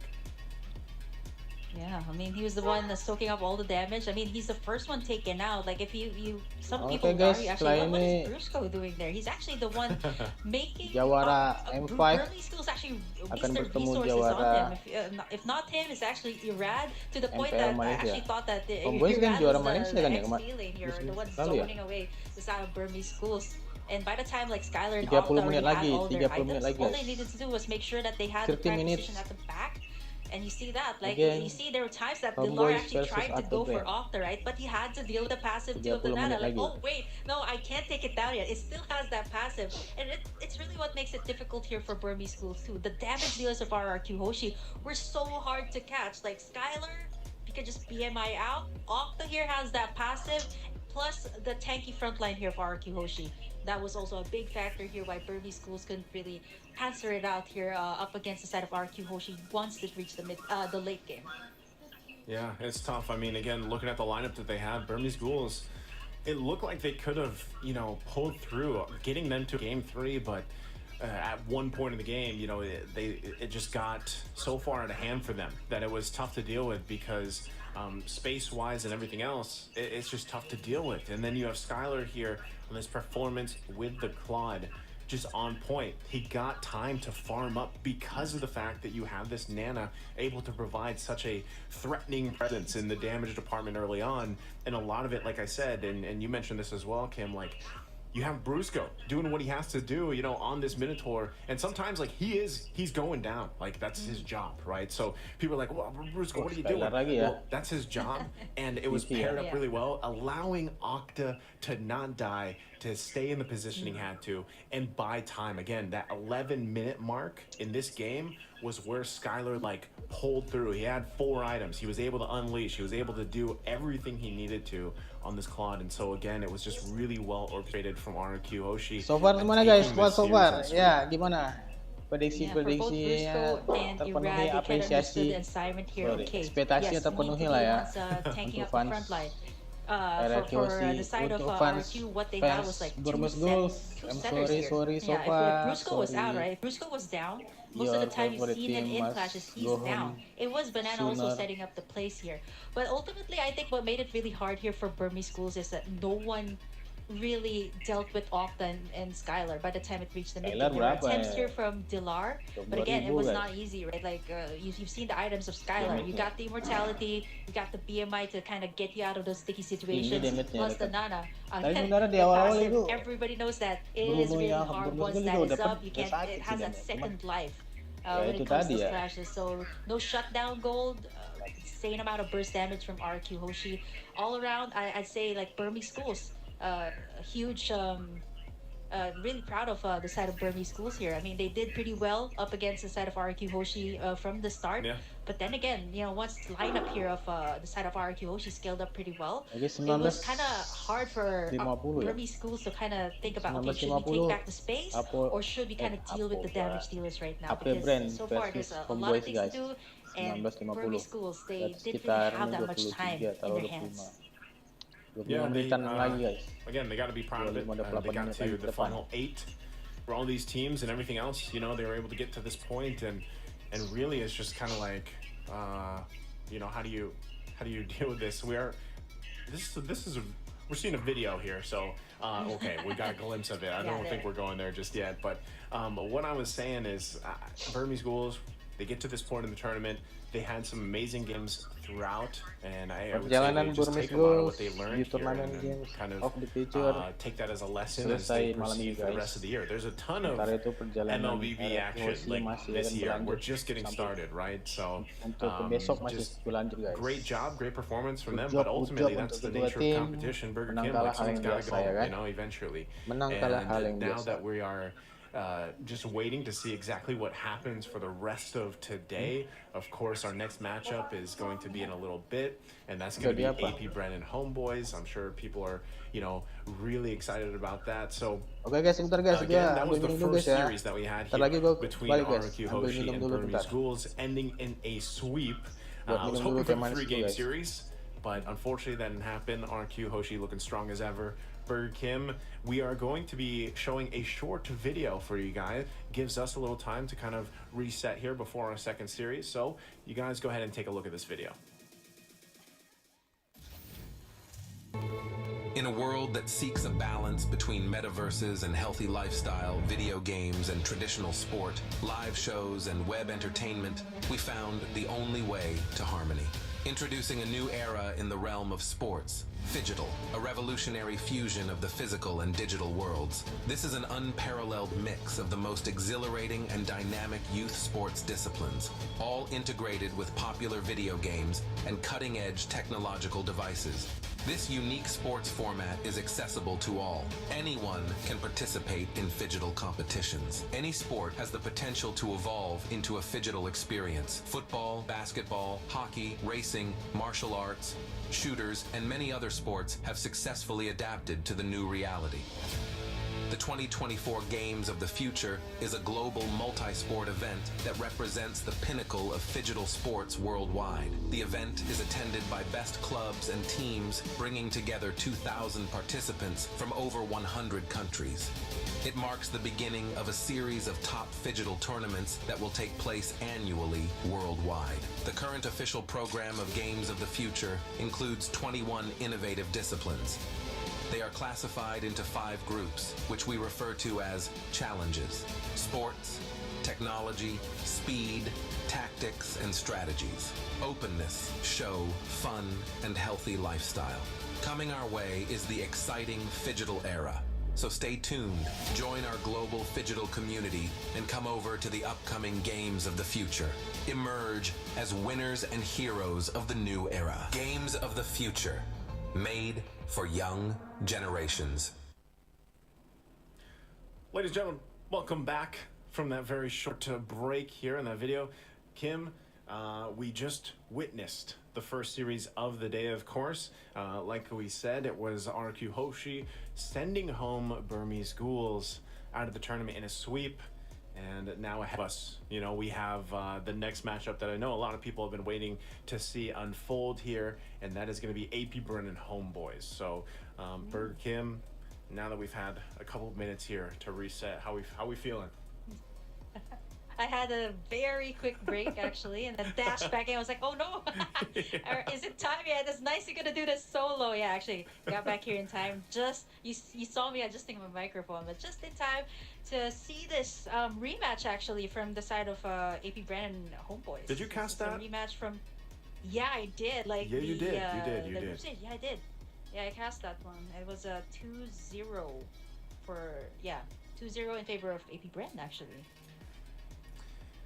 What can we say about AP BREN? You know, it's just, I feel much like a lot of people, already. much has been said about the squad of AP BREN, and you know, I have to say, as someone who has watched a lot of their world tour in a way, they are a team that just, you know, how they play in game, it's very apparent that their synergy is the same outside of the game. And I feel like that's one of the things that makes them a very strong team. And yeah, I want to say, like, a lot of the teams are probably like that, you know, to a degree. That's what they work for. That's what the coaching staff and everyone really tries to build that environment for these players. But it's very apparent play style of AP BREN, I feel like. So for Homebois specifically, it's like, you know, for Homebois, based off even what we saw yesterday, you know, sweeping Deus Volt, by the way, a team that surprised everybody in M5 even.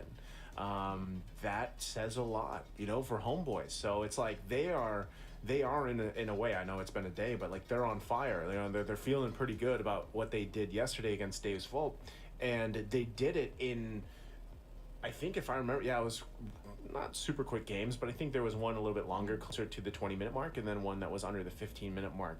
And for Homebois, what I really liked is what they did in their second game yesterday, where they pulled out this lineup that is not a lineup that you see all the time. I know it's popped up similarly in other games, you know, but it's a very magic damage heavy lineup, and I believe the picks were they had Harith in the gold lane, they had an Aurora in the mid lane, they had the Guinevere, and that interaction alone between the Harith and the Aurora worked out really, really well, because you build into an interaction between having Harith with the Starlium Scythe, you know, the damage and how his kit works, and then of course you have Aurora. I think one of the first items from there was like a Genius Wand or something. So like when they clash in these fights, the magic damage was so overloaded, and it was tough to deal with. And it was a very quick game, you know, against Deus Volt, and they had a hard time dealing with it. And then they threw in a Vendetta, and it's like then it's just like chaos everywhere around the map. Yeah, it's tough to deal with, right? So I like the fact that Homebois, and the reason why I'm pulling this up and saying this is I like that Homebois is not afraid to go outside of the box, because that's exactly what they have to do against a team that is AP BREN. This is a team that loves to go outside of the box and do weird things if they want to. This is back even when you talk about flexibility, where it's like, yeah, we don't care. We'll put Frederick in the mid lane, you know. And I know we've seen something along those lines, like throughout the games of the future so far. So I feel like, if anything, Homeboys has to go outside of that box more against a team like AP BREN, and if they want to get to that 3-game series or possibly send AP BREN home. Yeah, definitely. I think for the side of Homeboys here is that picking up these heroes kind of can surprise your opponent, right? And for somebody who has been in the scene for quite some time, even in last year, right? Like, you've seen a lot of odds about AP BREN. They're everywhere. They got like the SEA Games, just to mention a few, the MPL, and of course the M5 World Championship. So there is a lot of things that you can actually see in their VODs, what they're comfortable with, what they're not comfortable with, what do they prioritize banning out. And for the side of AP BREN, they're also very, very I would say they research a lot about their opponents too. So it kind of seems like they're also very calculated too when it comes to their drafting phase. Not really a lot of time like to go out of the box, knowing that it's gonna be Coach Trev here. I actually had a really good conversation with Coach Trev. I learned a lot of things about him, like off Tell us cam. about He's Cam. actually, We have plenty of time. he's like super. He's a very serious person, and he takes he's very competitive. Like he's been to like different tournaments for different titles. So he's like, okay, yeah, I want to come in a tournament prepared.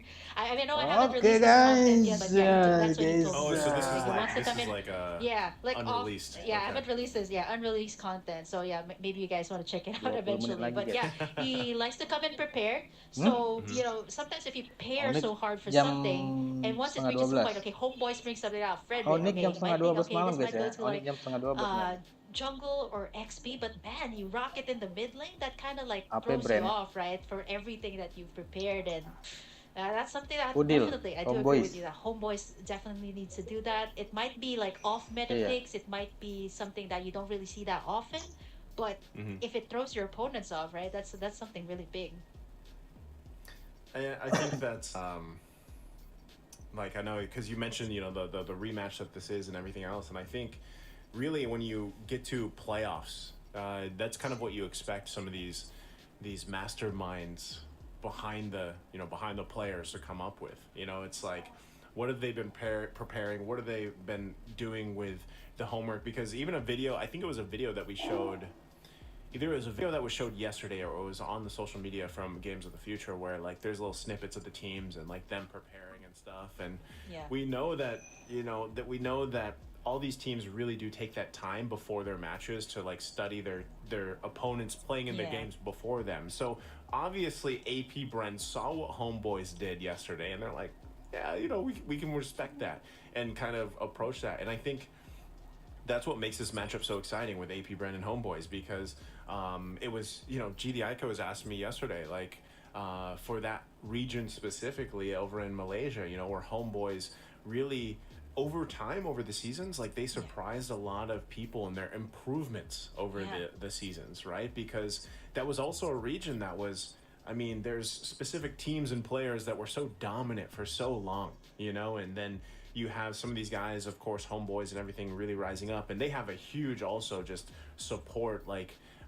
social media wise, and like the people involved in that organization. So it was really, and not to mention, I love the name Homeboys. It's just such a cool team name, by the way. It just rolls off your tongue like that, like Homeboys, it right? does, It sounds right? like a team you can approach. I actually been to Malaysia, and I've actually casted the Homeboys game, but with a different roster, right? I want to look at the roster too of Homeboys here. They're playing with Nets and Udil here in this lineup. There were times in the start of the tournament where it was a little bit shaky, like chemistry. Like, this is the time to build it, right? I think this was the first series that they've ever had was up against AP BREN. So there were times that I'm not so sure what went on in the clash, or like somebody shot called and it went differently. So maybe I think this time it's a bit more fleshed out, since we're already like going to like the semis already of the tournament. So I think so far what they've showed yesterday, I mean, definitely AP BREN,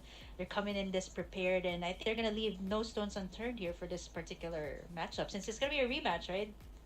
Yeah, Let me ask you this, because you brought it up already, and I guess this is a hot topic of discussion, and the fact that Homebois, does have nets here. Oke guys, thank you guys yang udah bergabung guys. BTW guys, kalian lebih tertarik caster bahasa Indonesia apa bahasa Inggris guys ya? Personally over in Malaysia, and I'm sure you've kept an eye on them. Kalau caster bahasa Inggris How do you Indonesia, think? Like, is the play style still pretty much pindah ke channel yang caster bahasa Indonesia guys. And then it's Nets adapting to it, or is it the opposite way where like Nets brought something from the Philippines or his personal play style, and it just kind of fit into that style of the Homebois and that Malaysian flavor, if you will. Like, what do you think about that? Yeah, I think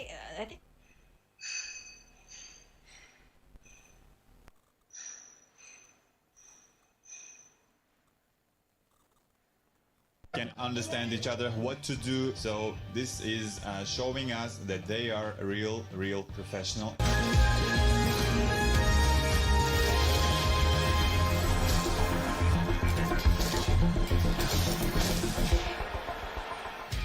Hey, всем привет! Это игры будущего, группа вы...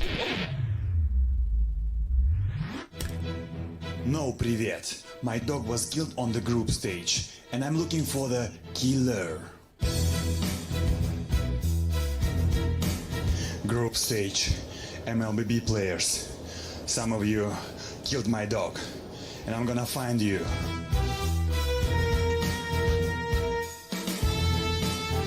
Ну что, не видал ли ты где собачку мою? Нет, не видел. Нигде? Вот такая бегает. Дружочек зовут. Точно нет. Do you know where is my dog? No, Why not? I don't know. Did you stole my car? Didn't? No. Don't laugh. I'm a real dangerous guy. Okay. Neibe Mina.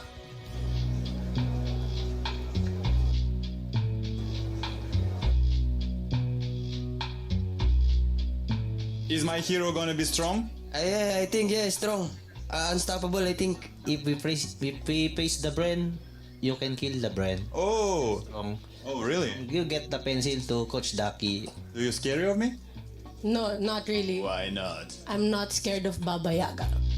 Do you know where's my dog? No, I don't know. I can find the pencil and punish everyone. Do you scare of me? Not really. Скажи, пожалуйста, как тебе групповой?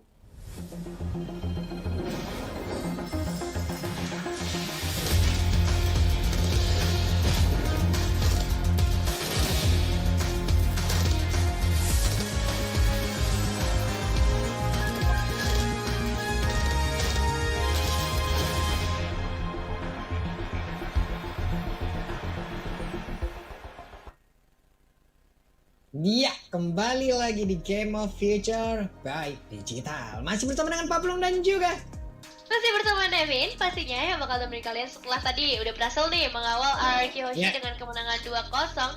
Sekarang kita bakal masuk ke dalam match yang kedua, meskipun belum ada tim Indonesianya ya. Nanti Onic masih di match terakhir, tapi tetap kita bakal saksikan nih siapa yang akan menjadi lawan dari RRQ, apakah BREN atau Homebois. Nah, ini deh nih, dua tim yang lagi galak-galaknya juga nih. Homebois kedatangan beberapa penggawa baru dan salah satunya juga berasal dari Indonesia ya, ada Udil nih ke Homebois. Tapi kita lihat dulu untuk highlights ya, seperti apa dari kedua tim. Ini dia highlights-nya. Let's go!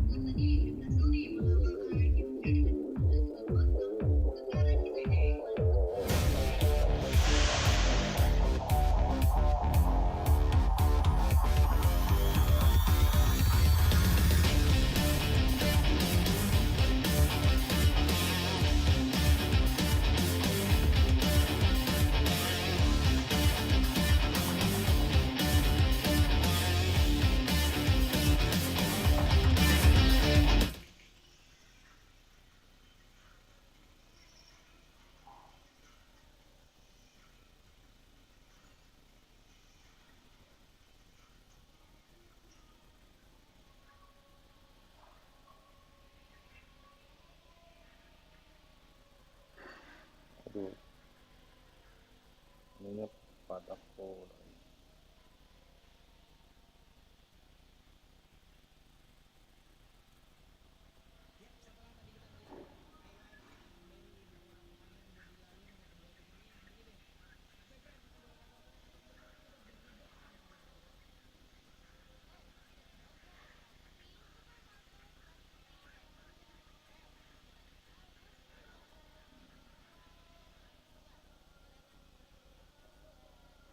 Setiap individual skillsnya juga ini menarik banget sih sebenarnya. Ya mungkin sebenarnya udah jadi incaran dari beberapa tim, Pak Bulung. Ya, udah deretan Sorry guys, ngumpul dalam agak nge-lag tadi guys, agak nge-lag, tapi ini udah normal lagi kayaknya. dan juga Net Sorry guys ya. ada di dalam tim Homebois. Ya, Homebois nih sering banget jadi spotlight juga sih di turnamen kali ini karena ya, ada Ayah Udil yang mengisi slot dari Homebois dengan permainannya yang luar biasa. Apalagi kalau misalnya kalian lihat montage-montagenya tuh Valentinanya yang terlalu mengerikan. Dan untuk Mospic dan juga Mosben masih belum berbeda terlalu jauh ya. Masih diisi oleh Joy dan juga Robby di dua teratas. Ruby, Joy, Matilda, Nolan, Cici, udah deretannya. Nih deretan-deretan memang bisa dibilang lagi naik daun ya, entah itu naik daun untuk di pick ataupun naik daun untuk di ban gitu. Cuman Arlot nih kayak tengah-tengah nggak sih Pak Pulung, sekalinya mahal, maksudnya sekalinya di ban ya udah di ban, tapi kalau nggak di ban biasa nggak diambil juga, jadi benar-benar bergantung dengan typical gameplay dari tim tersebut. Oke, deretan-deretan hero yang emang menjadi langganan. Apakah? Cuman kalau bisa dibilang ya, mungkin dari pemain-pemain AP BREN ini jauh lebih mengerikan lagi loh hero-hero. Kenapa? Karena mereka nggak ketebak aja ya. Contoh, Grok aja kemarin sempat keluar kan. Ya mungkin udah selama ini bisa dibilang satu hero tersebut kan kayak, wah kemana ya?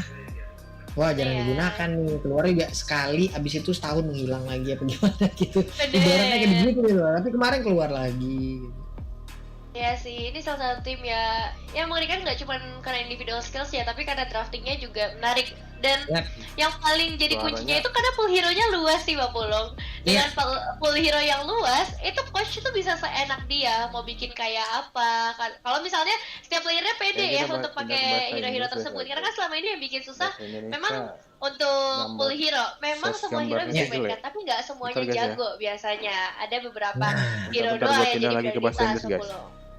Oke, jadi teman-teman udah terlihat tadi ya dari Mosben dan juga Mospic dari deretan hero yang udah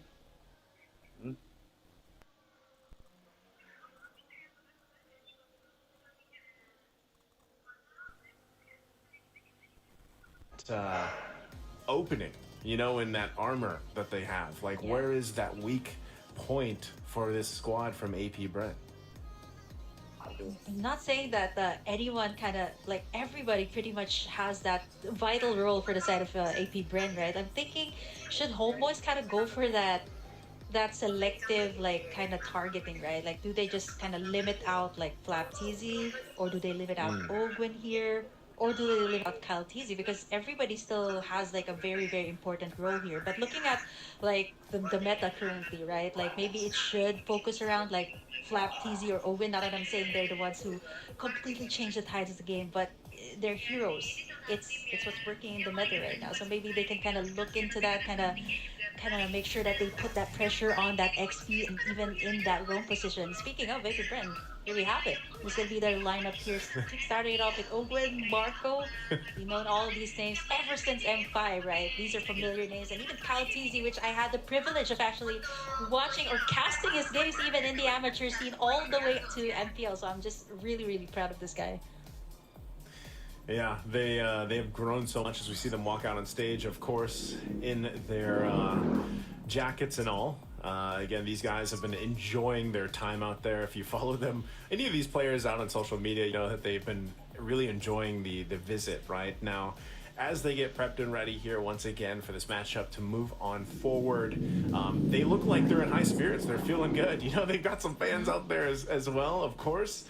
But going back to it, you know, that and before Homebois walks out here, that's the thing. I think, you know, you really kind of have to focus on the draft, but also draft-wise, you only have so many picks. You only have so many bans. You know, you kind of have to just pick what you're confident in. If you're Homeboys, as we see them get prepped and ready to walk out here, but knowing that there's probably a curveball coming from AP BREN in some form or another that could work out in their favor, you just have to play at top of your game, you know, for Homeboys. And it's for, you know, however long it's going to be, whether that's 11 minutes or 30 plus minutes, you've got to be able to have that mental fortitude to match AP BREN. And you know, that's what I love about how they tie in even this, like even Games of the Future, the phygital is combining the physical with the digital, right? And I feel like AP BREN, that's one of their like core values, right? Because Coach Ducky was all about that. Like, you guys need to lift weights, be in the gym, because it makes you physically stronger.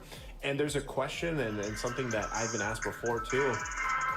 I believe the physical comes before the mental, because your mental gets stronger based on your physical, right? And depending on how you view that or not, like that's something that's happening here. And I love what phygital kind of pairs in together, because it's that concept, right? It's that ideology. And AP BREN is a team where in these long extended games, when sometimes they might be down and out, they're able to keep that fortitude and pull it for the win, right? Again, even speaking about the last big tournament win was a 7-game series that went to like what, 2 in the morning almost, you know what I mean? Like kita kembali 7 lagi games ke straight, bahasa Inggris, you know, and that takes a certain level of mental fortitude when you've been playing in games for days and days and days. So, you know, that is still a very strong point here, and why I'm saying like AP BREN, they don't have many weaknesses. They obviously do. Every team has a weakness. And I think you just have to be comfortable enough in your team, in your skin, in your teammates, be able to pull something off confidently against a team of this caliber. Homeboys is definitely there. Like, they have the ingredients that they need. It's just obviously all of it starts in the draft, which will be upon us in, you know, very shortly here, and that's where we really see how things are going to unfold for them. I would love to see this Burger King where Homeboy game 1 pulls an unorthodox lineup out that actually works for them and throws AP BREN off their feet, you know, off balance for a little bit. Like, I would love to see Homeboys do that. It's just, I don't actually know, like, if they're willing to go that route here in this high-stake matchup. Again, best of 3 single elimination. Yeah, it's gonna be really hard too. Like, you know, pulling something off in a crucial matchup like this. Like, it's already eliminations, you're gonna be out. It's no longer the group stages. But I think for Homeboys, they can still pretty much do that, right? Like for AP BREN, like I mentioned, they like coming in prepared. They like they are pretty much prepared for any type of situation. Like, even you know, going a little bit back to like the World Championships, there was like glimpses of like the behind the scenes on what went on, what Coach Ducky actually told the entire team during the match point in like the BO7, right? Like something like that doesn't even throw AP BREN off. So I think, you know, trying to catch someone by surprise is just by picking up something super uncontemporary, which is something that I'm a huge fan of, because not only does it give you like a lot of talking points, right? There's so much possibilities for that kind of pick. Say, you know, you pick something, what is off meta right now? Like something off meta, you pull it off and like, where's that gonna go, right? Like, Homeboys actually did that even in the group stages where, okay, they got a Barrett's there, they got a Ruby there, they even got like a Papito there. So I was like, okay, this is pretty much all set. Like, the Barrett's is going to the jungle, and then boom, they pick up like a Hellcurt for their final pick, and I'm like, wait, where are the rest of the heroes gonna go, right? Like, yeah, that's what we were talking about before we actually headed into the match. So that was really pretty interesting and very bold, I would say, coming out from the Homeboys, which is something I'm a huge fan of. And that's what it's going to take, right? And we can only guess so much until we actually get to the draft here. But I think, regardless, there's still a lot of room to bring some of these not newer picks, but like picks that we're not used to seeing, you know. And now is the time to do it. And these final couple days left for Games of the Future, I think you're going to continue to see that, actually. I think by the time whatever 2 teams end up even in the grand final, you're probably going to see some form of a surprise or another, right? So with that being said, here we go. Jumping into game 1 draft here. AP BREN and Homeboys. One of the teams have to go home, you know? And it starts here in this best of 3. Game 1, AP BREN will have that priority, that first pick what they're going to be going for. And I wouldn't be surprised unless it's banned out, Cam's like, Guinevere's probably going to pop up, you know, possibly for the first pick. We'll see if one of the teams actually want to go that route and just kind of ban some of these heroes that we've been seeing constantly picked up in the first phase. Oh wow, AP BREN most immediately takes away the Faramis. Yeah. I think this kind of goes to show that AP BREN might kind of go for that like massive chain CC of composition, and the Faramis is kind of one sustaining in the clash, something that Udil has also picked up like even before.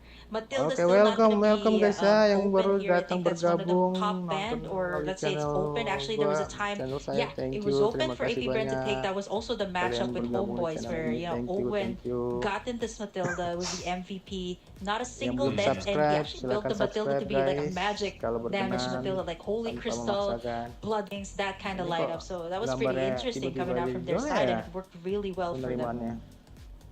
That's what I like to call the big damn Matilda, you know? Like, you just build it that way and it's got the damage.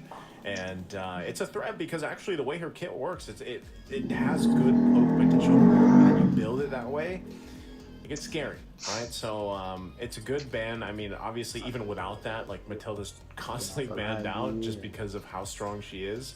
Nolan also being taken out of the picture here. We know that AP BREN loves that pick if they want to go that route. We'll see, once again, even with this is still leaving some of those other heroes that are picked up often in the first phase. Joy is still open, that's still available. Of course, you still have the Rubies available. You still have Nana, of course, that has been in high contention for a lot of the different teams here. So even ban-wise, this is a little bit different. Like typically, are a lot. Oh, that's a surprise. That they AP BREN's the one to just be like, you know what, take out Guinevere. So this first phase of the bans from AP BREN already is a little bit of a different pattern than what we've been seeing so far. Yeah, I was gonna actually point out, like, I was curious why AP BREN banned away that Orlot. Like, most of the time, even all the way back to the group stages, this is what they would prioritize, especially when they're on the blue side. So this kind of goes to show that AP BREN kind of wants to bring out something different also this time. And as for Homebois, there's a lot to take in here. I mean, yes, you're gonna be the last one to ban out a hero, but also at the same time, it can kind of like leave you out in the open. What do I ban out? I was actually thinking of the Joy that AP BREN could pick up. It's gonna be taken out here, but if AP BREN kind of wants to go the safer route, like they pick up a Ruby here, which is pretty much standard for everybody here in the tournament. Very safe pick, flexible. Guinevere's also out, so they can actually kind of start it up with that. But something that Few is also pretty comfortable with, Vision is also pretty important. The pokes and the backline, they got the Navaria for themselves, which is actually pretty good since Homebois' Udil actually loves to pick up this hero. So it's kind of like a deny away here from the side of AP BREN, which means Homebois can kind of go for okay. So if they don't have the Navaria, like, why not just get a hero that can copy it? Valentina, which is a rising pick, a solid pickup here so far. In the meta, knowing that there's a lot of good ultimates that really can be picked up here by the Valentina. They can also go for I'm looking at what else is available here. CC is also available, but the Ruby is going to be locked in instead here by the side of the Homebois. Okay, if they do pick up the CC here, I think that could obviously work in their favor. But so far, the fact that you have the Navaria, Valentina, it's funny too because Valentina, like, so far, at least from other teams too, it's still not one of those like pickups that gets taken right away. But I like that Homebois did it. They go with it here. The Rubies paired up really well. I'm not sure though, like AP BREN, knowing that a Valentina's already locked in this early on, it's like, how do you want to play around this? What ultimates, do you want to give over to, to Homebois? You know why the Valentina is still pretty good right now? Even despite the fact that she was released back in November 2021, okay? And even up until now, come on, somebody give this girl a break. She's been staying on the ban list or the top pick list. It's all because of like, it really limits out what the opponent can bring out, right? Like once the Valentina is out, you kind of have to double think, like, okay, I can't pick up these heroes that have really good ultimates. The Valentina can pick it up. But right now, but if you give them like so much CC here or so much crowd control for the side of AP BREN, Udil might actually have a hard time picking up the ultimates. They lock in the Brody here and the Reverend as well, which is something that Kaltizi is known for doing, or known for picking up, even in the M5. Yeah. And with that too, the fact that, you know, the Novaria paired with the Brody, this is a very, again, all these picks at this point are kind of like signature picks so far. Nothing out of the box for AP BREN anyway right now, right? Like, we've seen this so often, and at the same time, it's making me wonder, like, even with the Brody being here, like, already Brody, Novaria, what you're automatically thinking is, all right, range. These guys got range. We have to deal with that range. If we're Homeboys, like, how are we approaching this range? Well, for them, it's like, well, we do have a Valentina, which depends on what ultimate we can take here. We've got a Ruby. So already our responsibility for the Ruby is like, we have to make the play. Like, we have to be able to, if you're a Zorn, you have to be able to flicker it and get the I'm offended. The problem is, if you don't get it, you know, it's going to be tough. You're going to be out of position. You're going to get punished. And so, you know, even with that being said, you still have to round out this Ruby pick for Homeboys to allow yourself to do that. Now, the traditional matchup we see here in the gold lane as well, when there's a Brody across from you, is most likely teams like to opt for the Bruno. It's Bruno Brody, Bruno Brody, right? That is also just because it's a little bit safer. You just try to farm up, get those 2 items, have an impact, because you know you're going to be fighting against Brody fighting from afar, and you have to also be safe enough to deal from the vision provided from Novaria, right? So we'll see exactly how that goes. We have a couple more bans left here, but you can see the focus as well on that XP lane, right? And depending on where that kind of unfolds, that's also going to be a big question. What do they park in the XP lane? They're taking away like the, I wouldn't say signature picks, but at this point they're limiting out the XP lane, which is also very crucial in the early game, which you've seen a lot of the teams do. Like, instead of going through their usual rotation in the gold lane, they kind of pressure out the XP lane. So you kind of need that solid or that stable type of XP lane that can sustain you up until it reaches the point that you can get to that level for help in the turtle. That's going to be the Export taken out here for Homeboys as their final ban. I think they're limiting out a Flap TZ here in terms of the hero pool, and for AP BREN, they could take away the Bruno here, or they could take away more XP laners. CC's also out here, so that means it's going to be more focused on the XP lane. And I like this ban coming out from the side of AP BREN too. This CC can really reach the back lines here. As you were talking about, that the Homeboy still needs someone to kind of disrupt like the Brody and the Novaria that has the range here for their side. Okay, and with that, you know, concerning about range here, the Lapu Lapu being picked up, that's kind of what I was thinking, is like, what options would be available in the XP lane, considering there's so many that's been banned out, you know, for the most part. Lapu Lapu is probably one of the safer options you could kind of just go for Homeboy. So like, with this lineup, this is not out of the box, as I was saying, but it, you know, in a way, it's like you have to approach this ranged game that AP BREN is going to have with this, you know, and you kind of got to cover that base here for the most part, because playing out of the box and then against the fact that you're going to be getting spotted out with vision is troublesome. And then Phobius is still like signature pick for AP BREN. Nothing crazy, nothing new for AP BREN. Like, this is something they like to do, and now they have a Minotaur. So there's a lot here that Homeboys kind of has to tackle. We'll see what this last pick's going to be. What, anything off the top of your head for that gold lane? Oh man, like does the Nets kind of go for like the Harriet that can go like head to head with the Brody from the start, or maybe like go for like a safer choice, like the Brody that you've been mentioning earlier that is actually open here for their side to take, or maybe go for something completely different. The Claude, I think, is still open.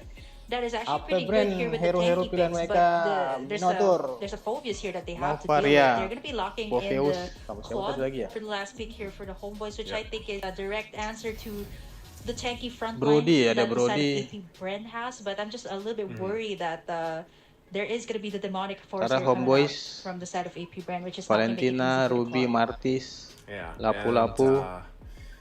That's I feel like the name of the game once again is like dealing with this pressure of range. And now that you have a Phobius who's like the counter of that, like, he's all in your face, you know what I mean? Like, that's his job. So it's like, for Homeboys, I feel like the biggest issue they have to solve here in game one is like, how do we protect what we need to as we approach the game, but then dealing with getting in range, because it's already hard enough to catch a Novaria. You know what I mean? And when it's just kind of sieging down your lineup, especially when it comes to these objectives, where what I was saying, Kim, earlier, like we'll probably see this happen and unfold. Like pay attention to this. The timing that I've been talking about from AP BREN, I wouldn't expect it to change so much because they had it down to a T, and leading into that first Lord is probably going to be very crucial for them, guys, even with this game lineup. pertama AP BREN versus Homebois dimulai guys ya. Jumping in here into the land of Kita Dawn, game saksikan number sama-sama one guys. in this second match of the day, AP BREN and Homebois. Ogwin though, taking some damage already. Langsung panas ini, langsung panas Yeah, this is kayaknya. classic moves from the side of Homebois. What they do actually in the early game is make sure that they poke, let's say in the mid or even the goal, make sure that they poke them heavily so that they can go back and Permainan kind of langsung panas recharge and guys. reset before like objectives. And even Zorn here, being super aggressive here up against AP BREN, which is something that they actually managed to do even in the group stages. And so far we haven't seen any of these like any early game takedowns so far, but it's a matter of like pokes from both sides. And Tim mana yang akan pulang nih guys? with that, I like the fact AP too BREN that kah? Atau Homebois Homebois kah? dealing with the poke if they want to, Tim mana dealing yang with the akan range. pulang? They at least have a couple options to get out, right? Like the Purifies are there. Nets is definitely going to need it. He's going to have to kind of break some ankles here too, Kim. You know, like he's got to have the timing on the BMI on point, which, you know, again, he's done many times. He's obviously he's gone through the ropes here, right? Obviously in the Philippines. So nothing new for him. But for the rest of the team, they got to give Nets enough time to build up to where he needs to be. So that leaves it up to Adil and the rest of the team, you know, to be able to scale up, to be able to hold the grounds down throughout this portion of the game. And now that this subjective is going to be up here, you're going to see it kind of unfold as both teams really try to get that level 4 available and work around this. But you can already see the positioning happening here. Kyle TZ will go ahead and start with the turtle, but it's spotted out, right? Chibi's just around the corner for here, so they're going to go ahead and go with this turtle dance first portion of this game. Oh, siapa yang dapat tato Flax nih? easier to hear. Oh, deal got in that demonic force as well. It's gonna be Flax easy starting it up. Turtle already at 1/4 HP. It's gonna be Chibi picking it up for the side of Homebois. There's the appraiser's rat from Kyle TZ. Zorn gonna be able to get out, but it still goes on. Flax TZ gonna be able to pop in that demonic force and lock it out the first time. There's still not gonna be any casualties just yet, but AP BREN, or rather the side of Homebois, starting off real strong by picking up that first turtle of the game. Yeah, it's good they get that, right? I mean, at least they're able to pull through with that. No one goes down, so no first blood just yet. And, you know, you're going to have to kind of see these rotations happen now from Homebois, because with a little bit of this, you know, it's like a baby step, honestly, at this point. But that's what I was saying. If they can secure the first turtles of the game, maybe even all three, that gives them this minor advantage where they really have to go toe-to-toe with AP BREN into that first Lord. And even with that, right now, look how aggressive they are on this side of the jungle of AP BREN. Invasi ya, invasi. Homebois melakukan invasi ke jungler milik AP BREN. Waduh, ini mulai panas-panas ini. Homebois bermain psikologi guys ini guys. Homebois bermain psikologi. Psycho War terus ditebar-tebar nih sama player Homebois. Cywar. Snowball, I'd say, once it reaches that mid to late game. So they have Mancing to nih, watch out for that. mancing dalam kekeruhan nih. Gotta capitalize this early game that they have. Oh, hati-hati jalan sendiri, hati-hati tuh jalan sendiri tuh. Waduh, nggak dapet itu ya. Ah, dapet lah, masa nggak dapet? Waduh, dapet Ferdinandnya. TZ forced to use the retribution, and that's gonna be Sepat picking up the first blood. Here comes TZ to the rescue, but he's taking a lot of damage. That's Chibi gonna go in for that decimate and take him down. Homeboy starting it off real strong here, and this is what they have done up against AP BREN in the group stage. Just pressure out the XP lane, and if you notice it, like they're just letting that gold inside. Let's take a look at the instant replay here. Yeah, so as it all unfolded, once again, you know, it's just the scaling that's been in favor right now of Homebois. The fact too, like you pointed it out, the Martiz has been just farming up, doing well, and that's another turtle now taken as well. So the pace, the tone, it's Homebois so far, and it's AP BREN finding themselves 3,000 gold behind, and this is quite, you know, not what people are used to seeing from AP BREN right now. It's Homebois just kind of giving it to them, and so with that, if they can keep the gas going without getting too reckless, that's where Homebois has to keep it together. This is that play style we were talking about earlier, you know, from the Malaysian region, really kind of paying dividends here. And meanwhile, Nets has just been able to farm up. That's the best case scenario for him, you know? Have that gold lane experience. Hold on, they're going to go for it again. Flapsies is going to be starting up. There is going to be the demonic force, but he's taking up too much damage. Kaltizi and the rest of the gang forced to back away. Not going to go for more. And that's going to be AP BREN backing it away. Safe and sound. 3-0 right now. And so far, Homebois are leading. Looking at the advantage too. GB is levels ahead here of against Kaltizi, who's just level 7. He's already level 10 here. Interesting choice of emblem too here, Naisu. I think this is one of the first few times I actually have seen this impure rage on a Martis. Usually, like, you go for a quantum charge. How is this different from the quantum charge here, Naisu? Cover untuk tadi di game. I thought you were about to call me Kuya Naisu. But anyway, the impure rage for the Martis, you know, I think like either way, you can be very flexible with these emblems. And of course, I don't think we actually get a glimpse of, you know, the tier 1 and tier 2 what they're rolling with, but it works, right? And for the most part, it's a little bit of that extra damage, and then of course you can roll around with the scaling as well that comes with it. And it's kind of debatable. Some players, they like to go even with the assassin emblems. Like, some of them still go with that, you know, and they can work around it. But right now, whether it's quantum charge, whether it's this impure rage, he's making it work, and that's what counts for Chibi, because he's doing it against a very renowned jungler and team. So now Third Turtle's going to be up here. They're going to get in position for this one as they break through. Deal holding on to the demonic force himself. And that's something that we've seen. Classic moves coming out from Homebois. I've seen this in the group stage where Baptiste and Odile were kind of going at it. Turtle's going to be reset here. Odile taking a lot of the damage though, coming out from Few. Let's see. I think they're just kind of... It's going to be Kaltizi. Okay, they're going to go for Zoro here. Flickers out. Odile's going to be the first target here. Nice setup there coming out from the Minotaur. It's going to be Kaltizi picking up that turtle. They're still going to go for more here. Kaltizi's going to get taken down, but Chibi getting shut down there by Super Marco, who's kind of free hitting everyone, getting in that double kill. 2 kills for the gold laner of AP BREN. Yeah, did I just say it, Burger Kim? You can't get too reckless. Pressing on the gas here, Homeboy was, but this is the punishment I'm talking about, right? Yes, they're still ahead. They're holding on to a lead. That's great.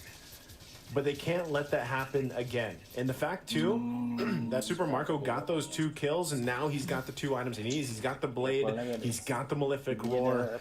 He's going to be a threat. He's going to be kind of tough to deal with, because right now, Few's still building up, right? He's not where he needs to be on the Navarra just yet. He's trying to scrap up a little bit more gold to get to the items that he needs. And also a DHS being picked up by Super Marco. So now he's got the 3. That was a huge kind of power spike in this last minute that he just went through. And this is what I'm talking about, where this usually happens in the case before that first Lord coming up. So in under a minute, it's going to be there. And Super Marco, if he is not taken care of, if he's not focused down, he's going to be a threat to the Homeboys. So they just got to keep it together right now. The lead they have, work around it, try to get some turrets if they can. But you can see this. That's exactly why Ogwin, for the most part, will just kind of plan himself around here from Super Marco. So Homeboys, they want to make a rotation down bot. Ogwin here has a flicker. It's going to be Odile taking a lot of the damage. Store of memories. Is it? As it takes down Deal from the backside, Sepat's still going to be going for it. Appraiser's right there being popped in by Kaltizi. Knock up from the backside, Sepat's going to get taken down, but Flaptizi's still going to go for it. Demonic Force is still up as GB and the rest of the Homeboys are going to be running away from it. There's going to be Astral Echo too from Few. Everybody's real low, but they won't be committing for more, as AP BREN going to be setting themselves up against this Lord. This should be a free Lord here for the side of AP BREN. Homeboys are chunked down to half. Did I not say Before the first lord, that's there is right. a play. There is a play that AP Claude. BREN does, and this time it wasn't even on their will. It was Homebois that tried to make the play in the bottom Sorry, guys, side. batu, guys. But Owen knew that would probably happen with the pressure they were putting on that turret. They see it coming, and they fight. Mungkin And Super dimatikan Marco, dulu, like I guys. said, he had the Right. 3 items he needed. It Patah-patah didn't ya matter. Terimanya. Udil took a Outputnya. couple hits, got marked up, and then torn apart, right? Di Like sini that's bagus nih what jaringannya. happened. And now the first lord is secured. I've been talking about this Ini kan for error. months now that AP BREN, this is their timing, this is what they like to Gara-gara do. tadi pindahin, And this ini is now tekan garnered ini themselves to a point where it's even economy-wise. But still, Murah dia. Super Marco is huge, and he just picked up a wind of nature. So that gets a Oh. little bit more dicey Siapa for tuh? Homebois because one, it's like, how do we get to him? And Few is also building up selamat really ya. well now at this point. Another turret's going to fall here.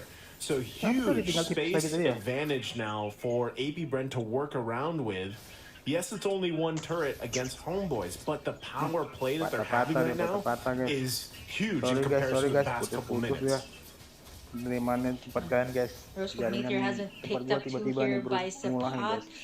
I'm thinking about what the Homebois needs to do at this point exactly. Definitely the shutdown on Super Marco will be big. The shutdown goal is gonna have to be there. But at the same time, like AP BREN has already taken back the space that Homebois has been taken in for the first few games.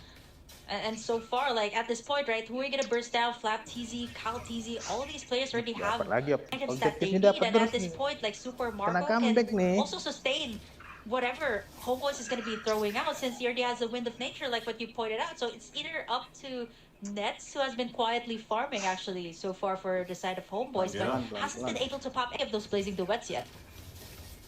Main Well, culik I would aja say kalau like, nggak Nets main is still in a culik. good position to have, you know, some impact here as we get in further into this game. And that is something that AP BREN knows very well. It's something that Super Marco himself, when he's on the clock, does. And you can see it. Nets is already putting the pressure there. And AP BREN is going to respond exactly to that, right? So this is something we're familiar with. It's almost like a game of cat and mouse. Like they have to be able to answer the pressure on these side lanes. AP BREN, even with the minor lead that they have in space, they still have to manage it, right? Because it can quickly go in favor of Homebois here if they're able to pull down some of this pressure. And that's why also you see Sapat putting himself there in the bottom lane, right? So the rest of this, it's kind of like Homebois, they have to flip the mindset of, all right, let's protect Nets as much as possible. Let's keep him alive. Let him do what he needs to do. He does have that Purify. He's got some of the items that he needs now in this Claude. He should be scaled up really well. Look at this. Like, taking a look at the items here. On point, he's where he needs to be. Still building up. Most likely that Wind of Nature next. Grabs it as soon as I say. So now he's got it. That's great. Now he's matched up. He's still a little bit behind in terms of gold, but he's well matched up against Super Marco. Now that this next Lord is up here, Homebois is actually in a good position. If they can pull this off, even possibly with a concealed play from Zorn, if they want to go that route, it could happen. You can see them. They're actually putting pressure in the space around this Lord already. And AP BREN has to respect it. They know exactly that. Nets is going to work on this turret. He's got to make sure he's fine. BMI's back. So still the push and pull here for the second Lord as both teams work on it. The shots, though, coming out from Few. You're going to have to be careful about that. Not going to be any ultimates investment just yet. Just going to be coming out from Few, just for Division Gaming. Lord's going to be reset here. Praiser Strat onto Deal. Taking a lot of the damage there. Nobody's fully committing to all of these flashes, knowing that there's also pressures on the sides, but AP BREN might actually want to close this out ada yang mati tuh, ada yang mati, ada yang taking kena this tuh. Lord Owen. Going in for that setup there. Lapu-lapunya kena guys. Or rather Lord though. Lapu-lapunya Lord ini 1 siapa dapat nih? here. Dapat AP BREN, AP Bron yang dapat guys.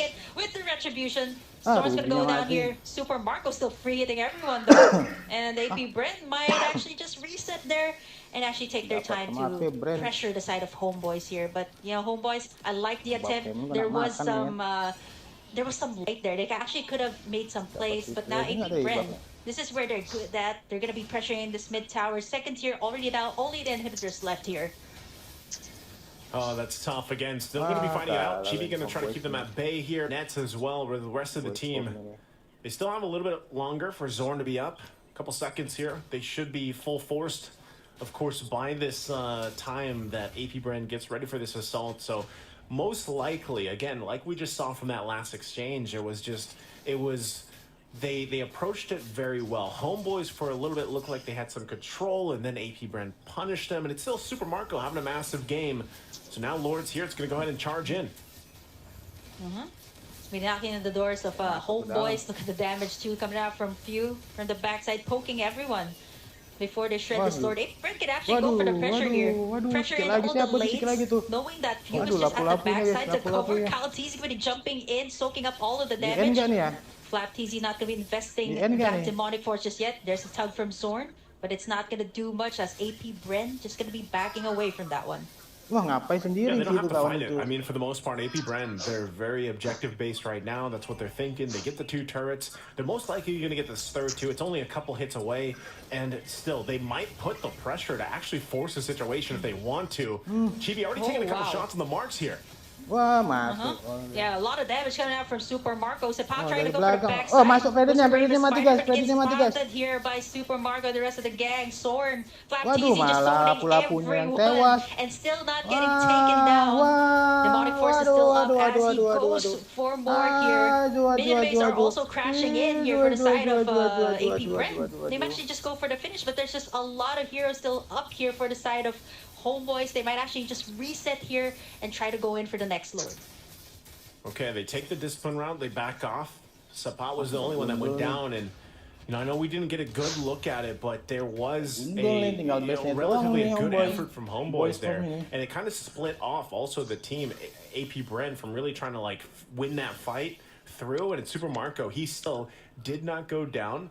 But overall, Few was able to be very elusive, and he hasn't died, and that's why the Novaria is so strong with the way that her kit works and Super Marco. So it's like Homeboys, your biggest thing is like, how do we find a pickoff? How do we actually get one of these targets locked in?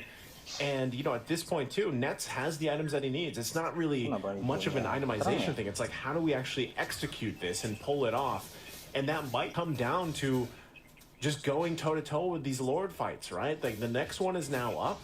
We're nearly at the 17-minute mark. Homeboys has the items they need. It's like they just have to win this dance, and that's what they're going to get prepped and ready for. But Ogwin also waiting patiently there in the bush. Udil holding on to his own demonic force. We'll see how they approach it. Lord going to be half health here. Super Marco also double buffed up. This is very crucial on how Homeboys tries to get in position here. Not sure if they're even going to be able to right now. They're trying to, though. There. Yeah, they have to. So Chibi waiting patiently. He's done this multiple times. Okay, goes in. Jadi gua masuk. There's going to be the pokes that coming out from Few, actually causing the rest of the Homos to actually back away. Just one wipeout can actually take them down. They don't have any inhibitors left, and that's going to be AP BREN securing in the second Lord of the game actually here for this side. So without any inhibitors here, second enhanced Lord for the side of AP BREN. This can create a lot of pressure, but for the Homeboys, right, they have to find that pickup on the back lines. The only one that can actually do that at this point is Zorn with the nice setup, or Sepat actually. You've seen him attempt on Super Marco and Few, but at this point, no inhibitors left. They gotta focus on defending their base here. They have the Lord for the side of AP BREN. Yeah, conceal already used here. You're gonna spawn it out though. Flap TZ. He's gonna be using that demonic force up.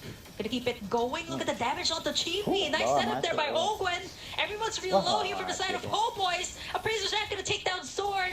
And from the backside, they're still dealing with that demonic force, which is Odile. Not gonna be able to make it. It's only Nets and Chibi left to defend. The Lord is still knocking in the base of Homeboys, and that's gonna be it. AP BREN takes in game number 1. Man, oh man. So they take game number 1 here. It took them, it took them some time, right? It took them some time to get where they needed to be.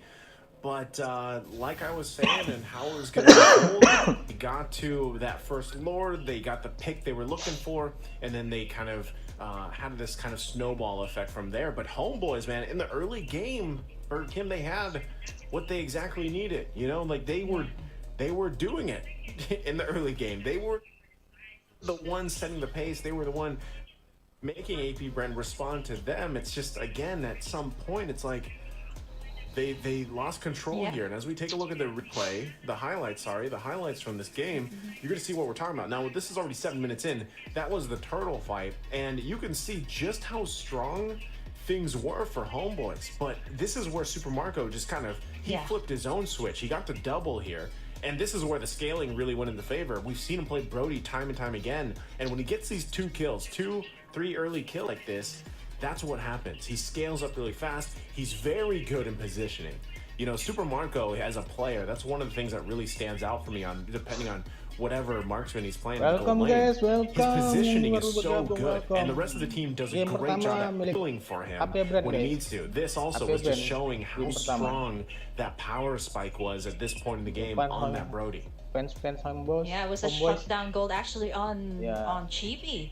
At that, like, which is why the massive gold swing went to the side of AP BREN, and not to mention it all went to Super Marco here, which is someone that really you want to give all those kills to. And at this point, like 13 minutes in, there were some attempts here by Chibi to actually take in the Lord, but unfortunately for the side, it's going to be a retribution battle, right? Then it's going to be Kauzizi taking it in here for the side of AP BREN, and once it reached the point that you know, there was only the inhibitors left here for the side of AP BREN, what they did right was actually take this the safer route, like just go for the next Lord, not force anything too crazy here in the final encounters.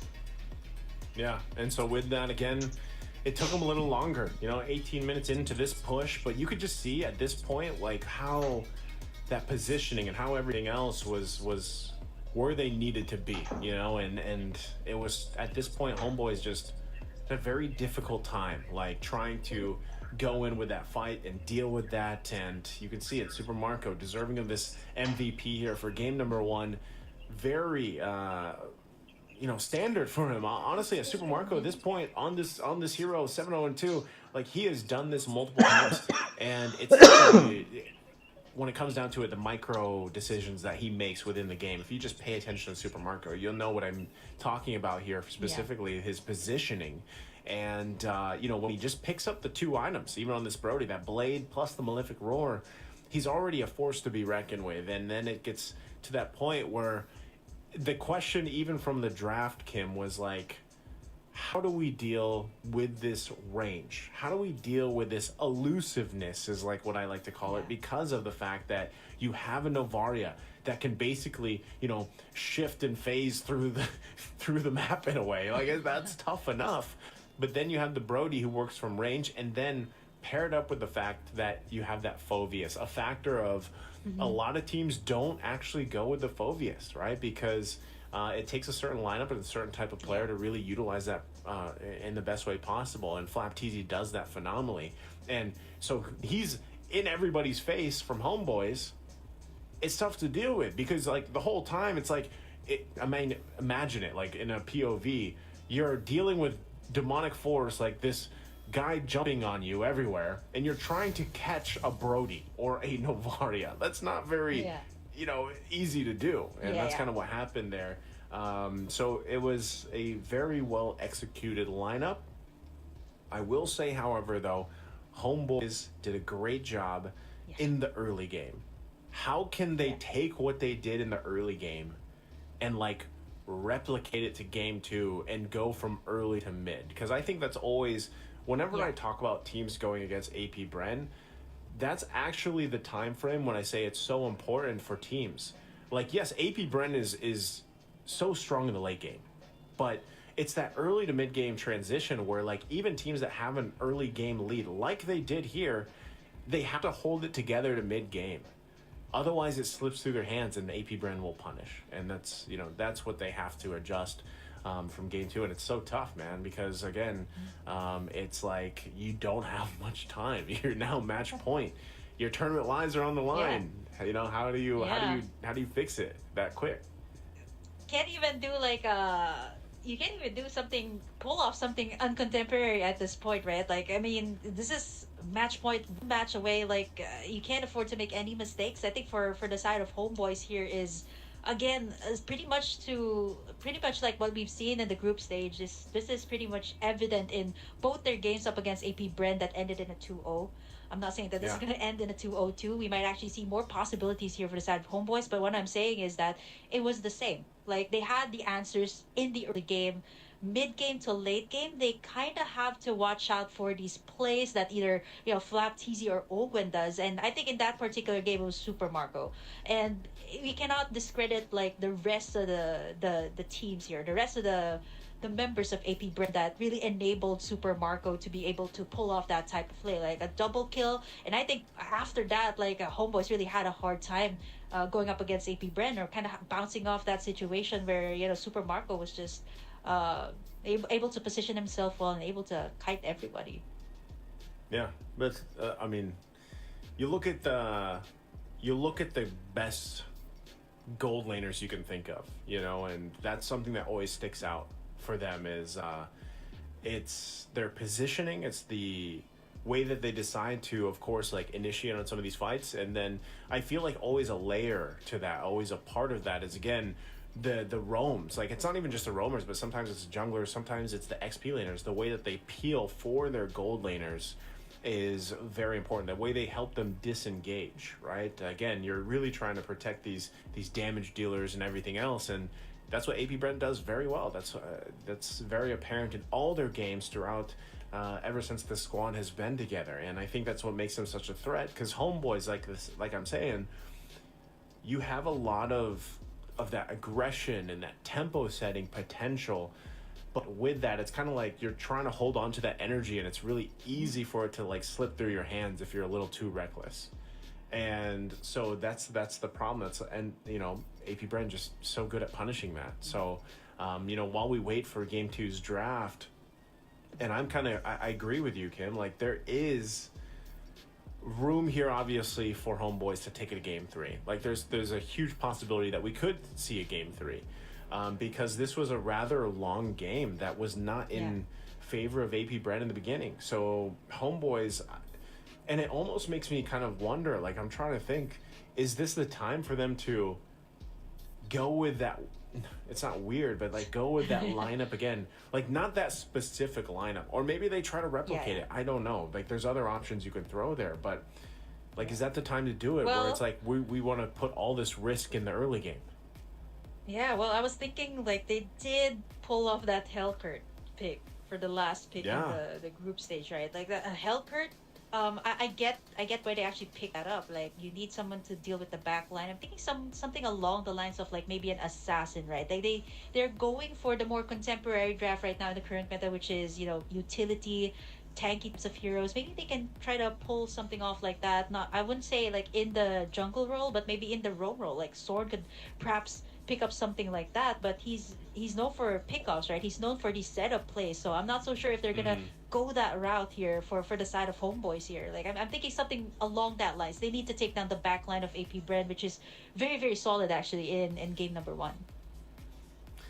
And I'm just trying to think like really what route they could go, for the most part, because my whole premise before the first draft was really like outside of the box. And I think now that you're facing, like, if you're Homeboys and you're kind of facing this situation where it's like, all right, match point, what do we do? I think this is the time to go outside the box, because you obviously have like the tools that you need when it comes to like the execution in the early game. And that's what I always think about, those lineups that are outside of the box. And that's why I said yesterday when it popped